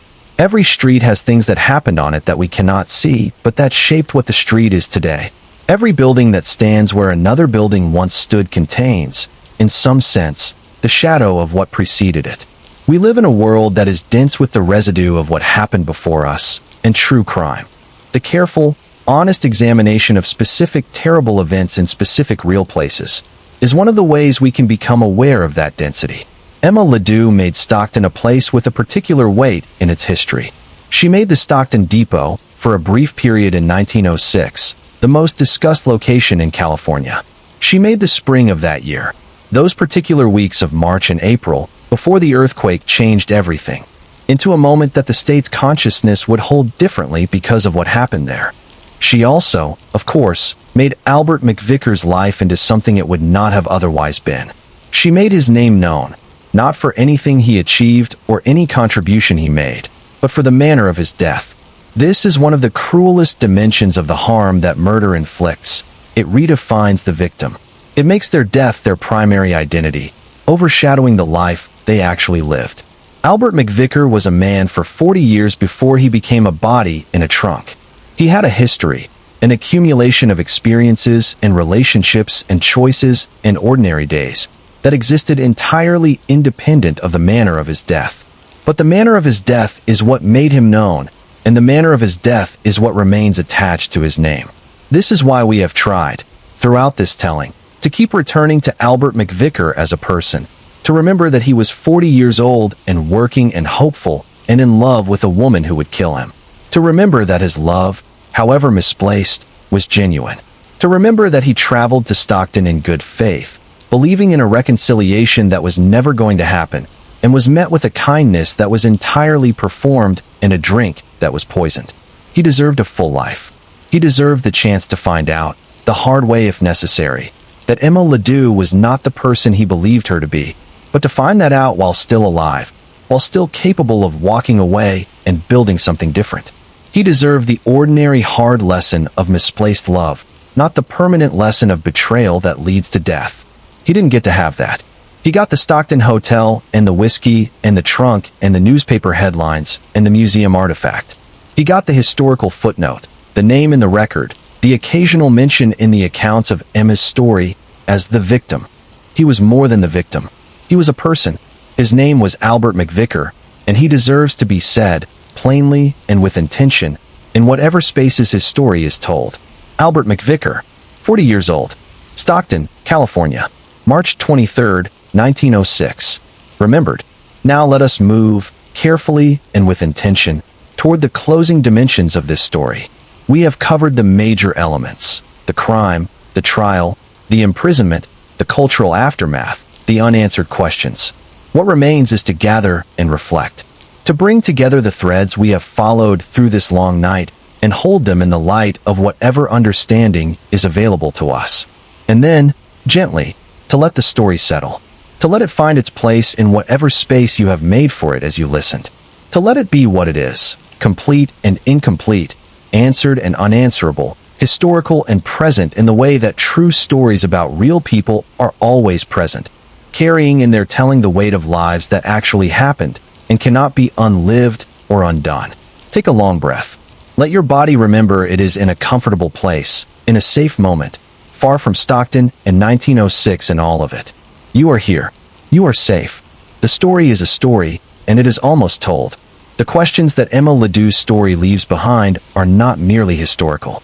They extend, if we follow them carefully, into our own time, into the world of 2026, into the ongoing arguments about women and justice and crime and punishment and the social conditions that produce violence.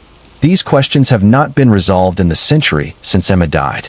They have been reformulated, contested, partially answered, and persistently renewed in each generation's encounter with the realities of human harm.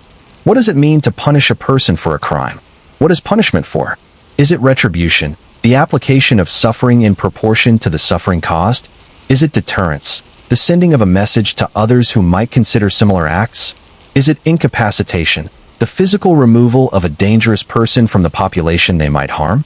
Is it rehabilitation, the transformation of the person who committed the harm into someone who will not do so again? Emma's 35 years in prison were all of these things to different degrees at different times, and none of them completely. The retributive dimension was clear, a life was taken, and the person who took it spent the better part of her own life in confinement. The deterrent effect, if any, was diffused into the broader cultural awareness of the case. The incapacitation was real and sustained, though whether Emma, had she been released earlier and under different circumstances, would have harmed anyone else is unknowable. The rehabilitative dimension is the hardest to assess, because we have so little access to Emma's interior life during those decades of confinement. Did she change? Did the years in prison produce in Emma Ledoux any genuine shift in the way she thought about other people, about their rights, about her own capacity for harm? Or did she remain, at her core, the same person who had stood in that hotel room in Stockton, adaptable, self-contained, fundamentally oriented toward her own survival at the expense of others when necessary? We cannot answer this with any confidence. The official record tells us she was a cooperative prisoner. It does not tell us anything meaningful about her internal state. The few fragments of correspondence that survive give us little more than the practical surface of her life in confinement. We do not have the diary of Emma Leoo, the memoir, the long reflective letter to a trusted correspondent in which she worked through the meaning of her choices and their consequences. We have the absence of those things, the silence where her inner life would have been if she had chosen to document it, and if those documents had survived. This silence is itself significant. It is the silence of a woman who learned, early and thoroughly, that the inside of her own mind was the one space where she was truly private, truly free, truly herself rather than the version of herself that was useful in a given moment. After decades of performing for audiences, for husbands and doctors and hotel clerks and judges and juries and prison officials, Emma's interior life was hers alone. She did not share it with the historical record, and the historical record, consequently, cannot give it to us. What we can do is think about what her silence might mean, not as evasion, but as privacy, as the assertion of a self that refused to be entirely consumed by the public narrative of her crime. Emma Leoo, whatever else she was a person who understood the difference between what other people could see and what they could not. She had been managing that difference her entire adult life. In prison, stripped of almost every other form of agency, that management of the visible and invisible self may have been one of the few forms of control still available to her. She held it. She kept it. She took it with her when she died. There is something in that is very human. Not admirable, necessarily. Not redemptive in any obvious sense. But human, the stubborn persistence of interiority, of private selfhood, even in conditions designed to eliminate it. California in 1941, the year Emma died, was a state mobilizing for war. The Japanese attack on Pearl Harbor was still months away, but the deteriorating international situation was already transforming California's economy and its consciousness. Defense industries were ramping up. The ports were buzzing. The state that Emma had moved through in the gaslit, horse and wagon world of the late 19th century was now a modern industrial state, connected by highways and telephones, and a culture that bore almost no visible resemblance to the world Emma had been born into. She had watched all of this change, at a distance, through the filtered lens of the incarcerated, for 35 years.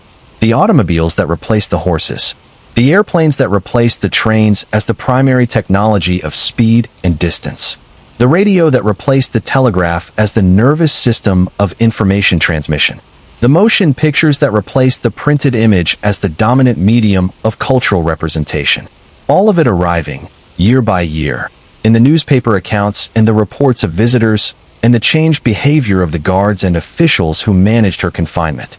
What Emma made of all this change, whether she found it fascinating or alien, or simply the ongoing background noise of a world she was no longer part of, we cannot say.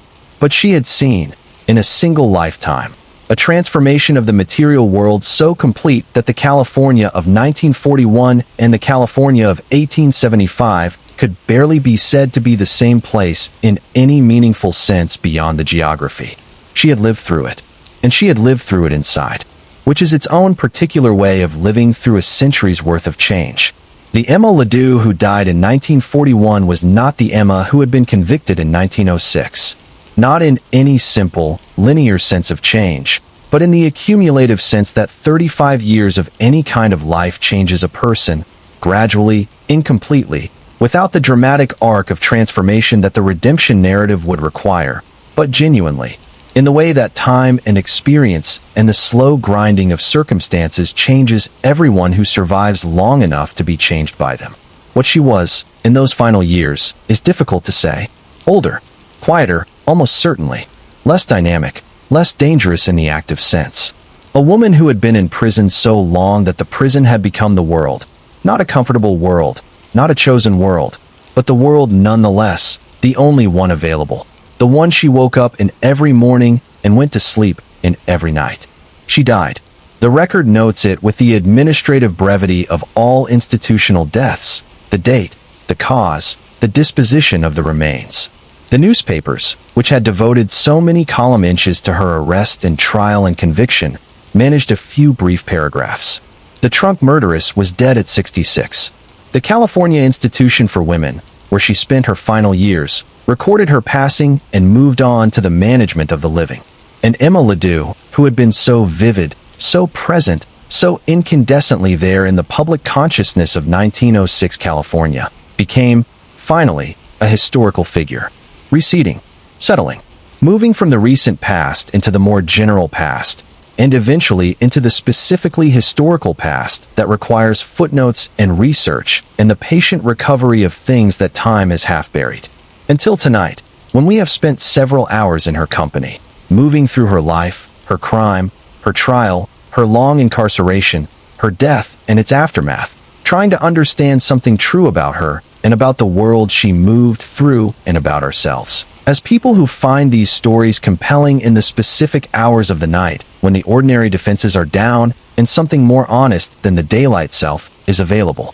We are almost at the end now, but there is one more thing to say before we get there. The story of Emma Leoo, told as it has been told traditionally, the trunk murderess, the Black Widow, the woman whose beauty and cunning made her more dangerous than men, is a story designed to produce a specific response. It is designed to produce fear and disgust, and the comfortable certainty that the person at the center of it is other, fundamentally, inalienably different from the person listening or reading. It is designed to make Emma a monster, because monsters are safe.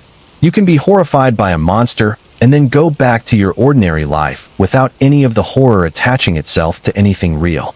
The story we have tried to tell tonight is different. It is not safer. In fact, it is less safe, because it asks you to sit with the discomfort of recognizing Emma's humanity rather than dismissing it. It asks you to hold in your mind, simultaneously, the fact that she committed a terrible act and the fact that she was a human being shaped by real circumstances in a real world. It asks you to understand that these two things are not contradictory, that people can be both damaged and dangerous, both understandable and culpable, both fully human and capable of terrible harm. This is not a comfortable story to hold. It is not designed to let you go to sleep without being changed. It is designed, as the best true crime stories are designed, to leave something in you that was not there before, something that thinks differently about the world, something that carries the weight of Albert McVicker's name and Emma's 35 years in prison and the trunk in the museum with a little more care than you carried them before. That is what we hope for. Not shock, not entertainment, not the pleasurable shudder of horror that fades when you turn off the light. Something more lasting, something real. Before we arrive at the final closing of this story, there are a few threads worth picking up one more time. Threads we have followed but not fully completed, details that deserve a second examination in the light of everything we have established. The first is the matter of Emma's paroles, which we have mentioned but not fully explored. Emma Leoo was paroled and returned to prison multiple times over the decades of her sentence. This pattern, release, violation, return, is worth dwelling on not just because of what it tells us about Emma, but because of what it tells us about the parole system and about the conditions that were attached to a woman like Emma's release into the world. Parole in the early 20th century was, even more than it is today, a conditional and paternalistic system. The conditions attached to a parolee's release were extensive and often arbitrary. Geographic restrictions, behavioral requirements, reporting obligations, restrictions on association that could encompass wide categories of people and activities. For Emma, who had spent her adult life operating in the informal economies and transient communities of the American West, many of these conditions were probably direct conflicts with the modes of life she knew how to live. A woman who had spent decades learning to survive by moving, adapting, and managing multiple simultaneous identities was not well suited to a parole system that required stability, transparency, and consistent compliance with fixed rules. The conditions of her parole were probably designed with a different kind of released prisoner in mind, someone who had a stable home, a fixed community, family, or community ties that would provide structure and support. Emma, who had burned most of those bridges in the years before her conviction, was being released into a world that she no longer had the social infrastructure to navigate in the way the system required. This is not an exculpation of the violations. Whatever she did that sent her back each time was her choice. But it is a context, the context of a system that was not designed to succeed with people like Emma, releasing them into conditions that were almost designed to fail. There is also the matter of Eugene Leoo, the husband whose name Emma had carried into infamy, and who has been, throughout this telling, a somewhat shadowy figure. We know he existed. We know he married Emma in 1905 without knowing she was already married. We know his name appeared in the newspapers in connection with the case. Beyond that, the record thins to almost nothing. But Eugene Ledoux' experience is worth a moment of genuine attention. He was deceived, completely and persistently, by a woman he had chosen as a life partner. He had built whatever expectations and hopes attached to marriage on a foundation that turned out to be fabricated. And then he had watched, from the public distance of newspaper coverage and court proceedings, as that fabrication was dismantled and the real shape of his wife's life was revealed. The revelation would have been multi-layered and devastating. Not only had he married a woman who already had a husband, not only was that woman now accused and then convicted of killing that husband, but the manner of the killing, the morphine, the trunk, the cold practicality of it, would have told him something about the person he had been intimate with that was deeply, perhaps irrecoverably, destabilizing. Had Emma looked at him with the same eyes that had looked at Albert McVicker? Had their marriage been, from her perspective, the same kind of managed performance? Was he, like McVicker, a problem she was managing? Could he have been, under different circumstances, the one in the trunk? These questions would have been impossible not to ask, and the asking of them would have made the ordinary texture of his life, the memories of their time together, the moments of apparent connection and intimacy, into something suspect, something that could not be trusted, something that might have been entirely illusory from the beginning. This kind of retroactive distrust, the undermining of memory by the revelation of deception, is one of the less discussed forms of harm that fraud and manipulation cause. It is not the primary harm. It is not as severe as the harm done to Albert McVicker, but it is real, and it endures in the life of the deceived person long after the deceiver has been removed from their daily experience. Eugene Ledoux carried whatever the revelation of Emma's true nature did to his understanding of himself and his judgment and his capacity for trust into the rest of his life. We do not know how much was left of him at the end of it, in the parts that mattered most. There is also the question of Emma's biological family, the family she was born into in Amador County, the parents and any siblings who raised her and watched her become whoever she became. The records are sparse here too, but there are fragments suggesting that Emma maintained some contact with family members even after her conviction, that there were visits, correspondence, the fragile continuation of family bonds even across the dramatic rupture of what she had done.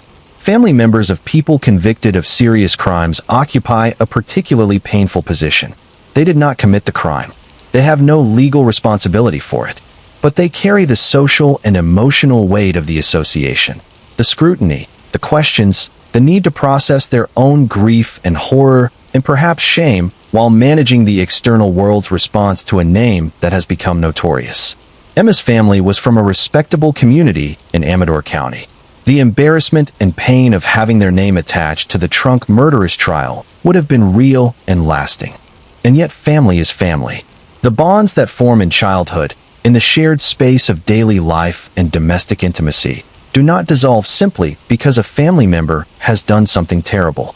They persist, complicated by the terrible thing, shaped by it, sometimes broken by it, but not always.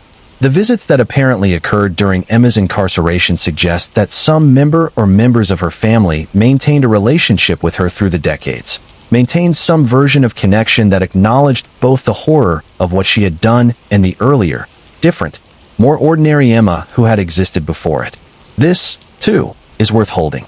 The families of people who commit terrible acts are themselves victims of a kind, shaped by the crime, damaged by the publicity, burdened by the association, and they rarely appear in the stories that crime generates.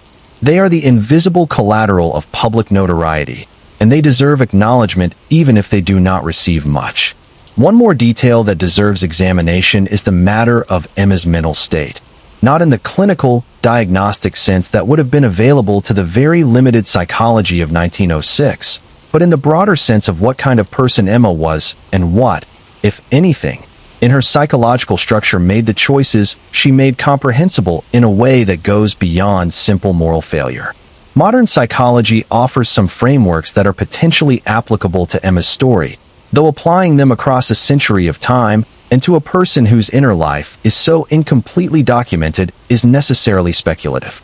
The pattern of behavior that Emma demonstrated, the multiple simultaneous identities, the instrumental use of relationships, the apparent absence of the kind of emotional break that prevents most people from crossing certain lines, the facility with deception, the capacity for composed and functional behavior in the immediate aftermath of causing someone's death. These are qualities that psychologists today would likely examine in some detail. Whether Emma Leoo would have received a clinical diagnosis that explained or partially accounted for those qualities, had the psychological tools been available and applied in 1906, is unknowable. What we can say is that the qualities she demonstrated are not random. They are coherent, they form a recognizable pattern, and that pattern has been documented in other people in other contexts across the history of clinical psychology. The specific combination of factors that produces a person capable of what Emma did is not fully understood even today. In the 19th century world she grew up in had no framework for understanding it at all. The world she grew up in explained people like Emma in moral terms. She was bad. She was wicked. She was a woman who had chosen to do wrong, repeatedly and deliberately, because she lacked the moral fiber to do otherwise. This was the framework that the legal system applied to her, that the newspapers applied to her, that the community around her applied to her. It was not wrong. Exactly. The moral responsibility for her choices was genuinely hers, and the legal system's response was not unjust in its basic structure. But it was incomplete. Moral framing alone cannot fully explain the specific qualities that Emma demonstrated, cannot account for why she was the way she was, cannot give us any purchase on the question of what might have produced a different outcome under different conditions.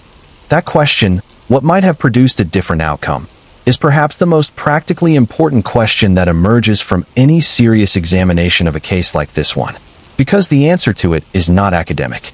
It has implications for how we raise children, how we construct communities, how we provide support to people who are struggling, how we identify and respond to people who are moving down paths that lead to harm. If Emma Leoo's story tells us anything useful about the prevention of future harm, it is this: the making of dangerous people is not a mystery. It is a process, and the process is shaped at every stage by the world around the person, by the opportunities available to them, the support given or withheld, the damage done and not repaired, the small choices and the large ones that accumulate into the shape of a life. We cannot go back and change Emma's world. We cannot give her the options she didn't have, the support she didn't receive, the pathways she never found. She is gone, and the world that made her is gone, and what remains is the story and the questions and the very small hope that understanding can be, over time and across generations, a hedge against repetition. That is what we take from the story of Emma Leoo, finally. Not the shock, not the horror, not the comfortable othering of a woman whose capacity for harm we can safely declare incomprehensible and move on. What we take is the understanding, difficult, incomplete, necessary, that the distance between ordinary and dangerous is not as large as we would like it to be, and that the making of that distance larger for the people who come after us is worth whatever effort it requires. We are almost done now. One more breath. One more moment of settling. We have been traveling a long road tonight. From the beginning of this story, the trunk, the smell, the terrible discovery in the Stockton depot, to the end, or as close to an end as true stories ever really have. We have been in the company of people who lived and loved and suffered and died 120 years ago, in a California that we can reconstruct only imperfectly from the records that time has left us. Let me do something now that I don't always have the opportunity to do in these tellings, which is to sit with you directly for a moment. Not through the story, not through the characters, but simply as a voice in the dark, speaking to you wherever you are. You have been listening for a long time. If you started from the beginning and you're still here, you have given this story a serious portion of your evening, and I am genuinely grateful for that. Not in a performative way, genuinely. The stories we tell here are told with care, because the people they are about, the victims especially, but also the perpetrators, who are human beings too, deserve to be treated with care. And the people who listen to them, who choose to spend their quiet hours with these difficult histories, deserve a narrator who takes that choice seriously. If you have been drifting in and out of sleep as you listened, that is exactly what this space is for. The story will be here. The details will return to you in fragments as you wake and rest, and wake again. Some of it will stay with you, and some of it will dissolve into the undifferentiated warmth of a night while spent in the company of a voice that meant you no harm. If you are still awake, if the story has kept you here despite the late hour and the comfortable bed, I understand that too. Some stories don't let go easily. Some stories have a grip that the comfortable darkness can't quite loosen, that the weight of the blanket and the softness of the pillow can't quite compete with. The story of Emma Leoo is that kind of story. It has edges that catch on things. Before we finish, before I give you the quiet close that you have been moving toward, I want to ask you to do something simple. Leave a comment. Tell us where you are in the world. Tell us what time it is. Tell us whether the story reached you, whether it moved you, whether it made you think about something you hadn't thought about before. These comments are, genuinely, the way we know you are there. The way the people who make this content understand that the work is reaching the people it is intended for. And if you haven't yet subscribed to this channel, please do that now.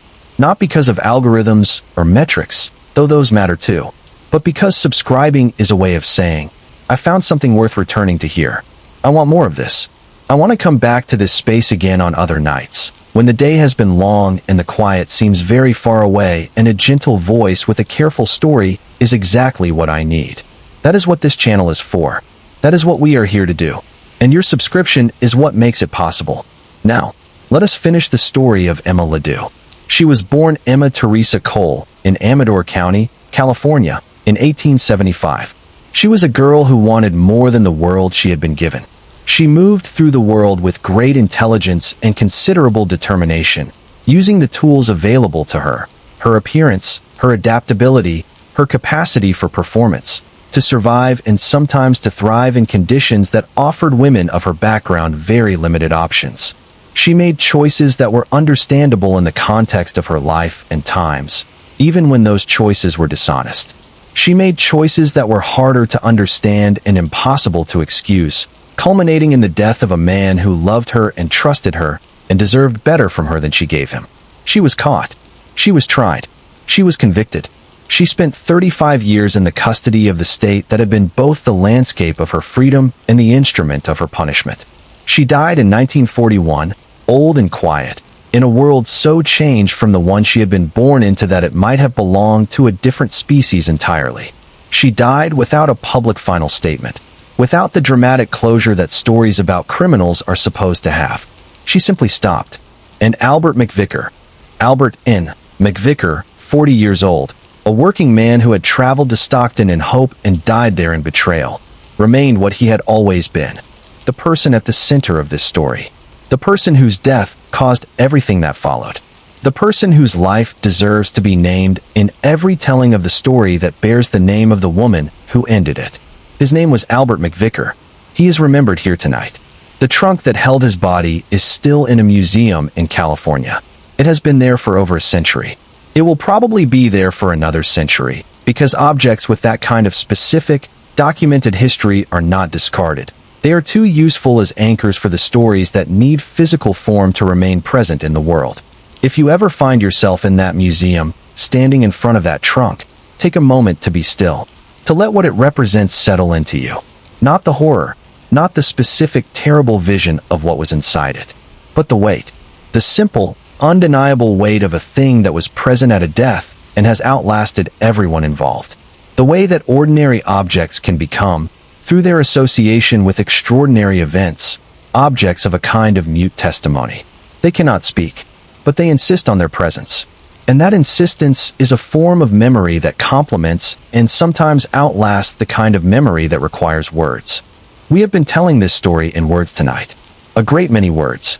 Across the long hours of the night, we have followed Emma Leoo from her birth in Amador County to her death in a California prison. We have met Albert McVicker and mourned him. We have sat with the investigators and the witnesses and the jurors and the judges who processed this story through the formal machinery of justice.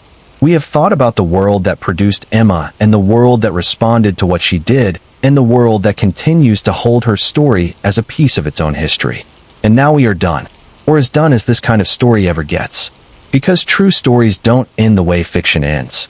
They don't resolve into clean conclusions with all threads gathered and all questions answered and all the meaning neatly packaged for the reader's satisfaction.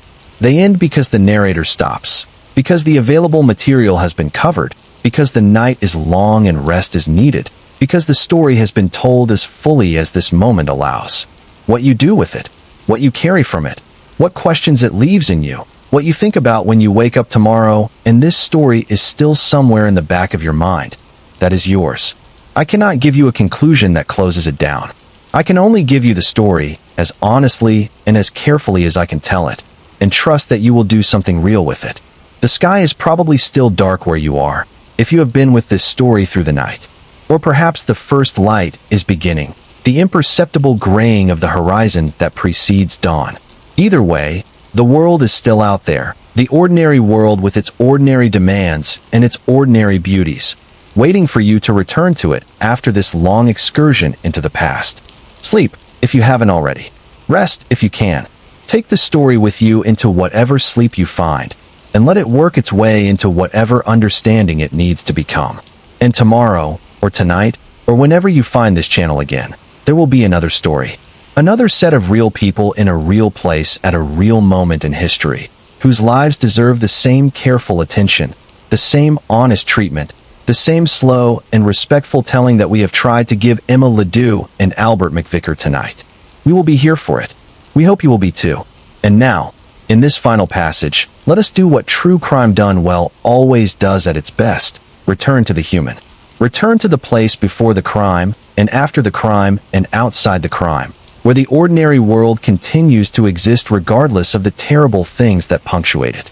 The California of 2026 is not the California of 1906. The distances are different. The connections are different.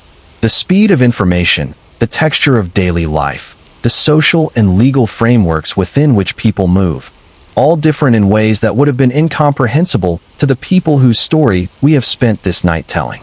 And yet something persists across that distance. Something endures. People still want more than they have.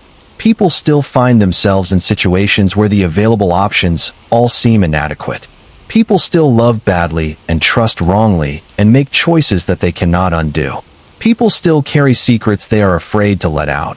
And sometimes those secrets grow heavy enough to do terrible things to the people who carry them and to the people around them. This is not a pessimistic observation. It is simply an honest one. Human nature is not infinitely malleable. The qualities that made Emma Leoo capable of what she did, and the qualities that made Albert McVicker capable of the love that brought him to Stockton. These are qualities that persist in the human population across centuries and cultural changes. We are still recognizably the same species that inhabited the California of 1906, still driven by the same fundamental desires and fears, still navigating the same basic tensions between what we want and what we can honestly obtain. What changes is the world around those qualities. The social structures, the available options, the legal frameworks, the presence or absence of support systems that can absorb the pressure before it becomes catastrophic. The education and the resources and the dignity that determine whether a person's intelligence and energy go toward building something or toward destroying it. Emma Leoo, in a world that offered her more economic independence, more social mobility, more legitimate paths to the security and agency she sought, might not have become the trunk murderess. Or she might have. We can't run the counterfactual. But the question is worth asking, because it reminds us that the conditions we create for the people around us are not neutral. They are causal. They produce outcomes. And the outcomes include, in the lives of real people, both the flourishing and the damage that are always simultaneously present in any human community. This is not a comfortable thought, and it is not designed to be. The comfortable thought is that terrible people do terrible things, and good systems catch them, and justice is served, and everyone else is safe.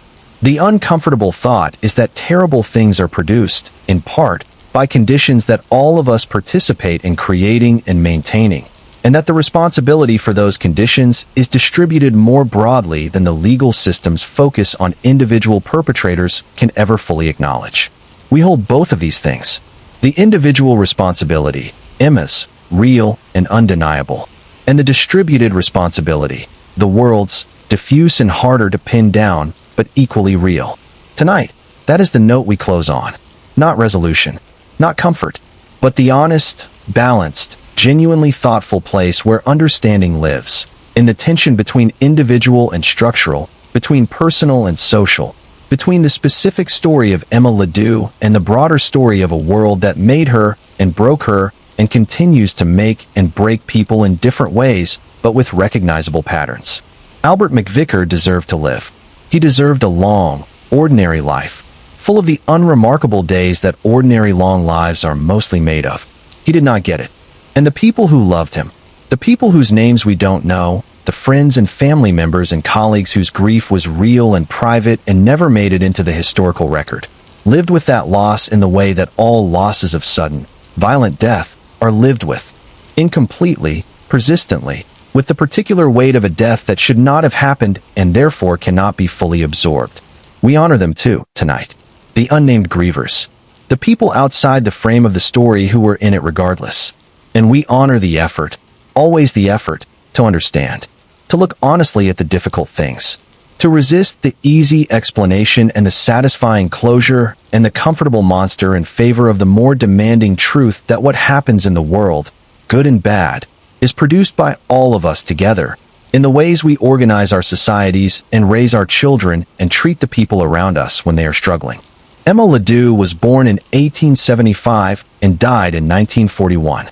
She lived 66 years, most of them in ways that history would not have thought worth recording, a few of them in ways that history could not stop recording. She was a daughter and a wife and a widow and a prisoner and a name in the newspaper and a woman who sat in a cell for 35 years and held her interior life close.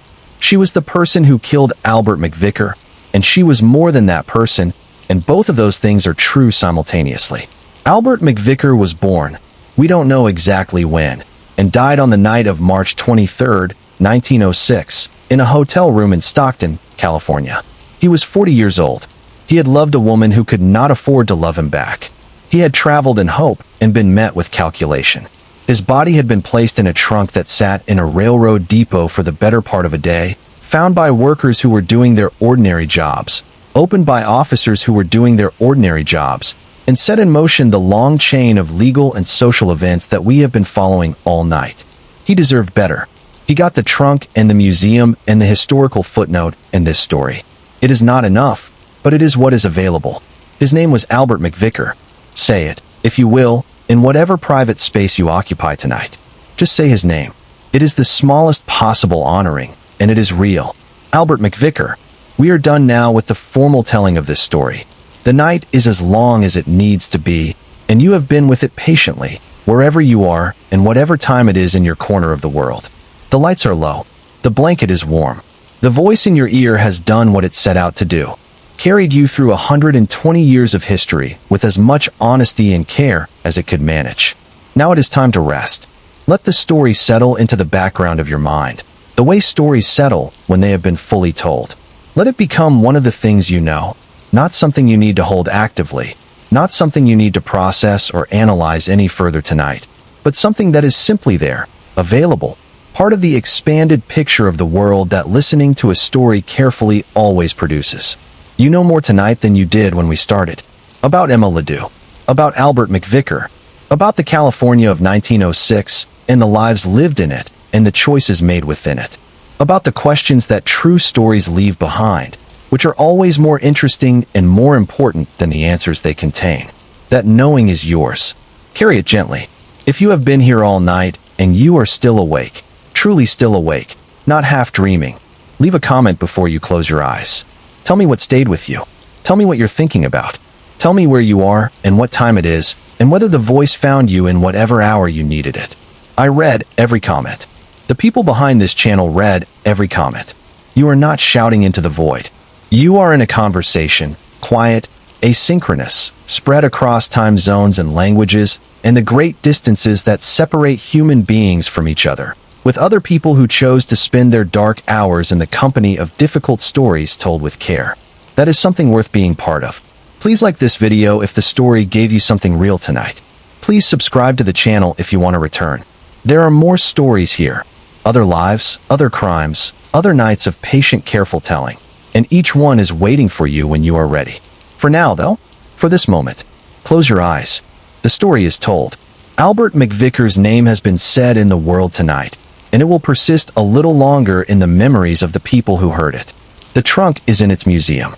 Emma Ledoux has been as fully understood as she can be across this distance by people who were not there and cannot know everything and have tried to see truly anyway. The night is quiet. You are safe. Sleep now, wherever you are. We will be here when you need us again. Good night.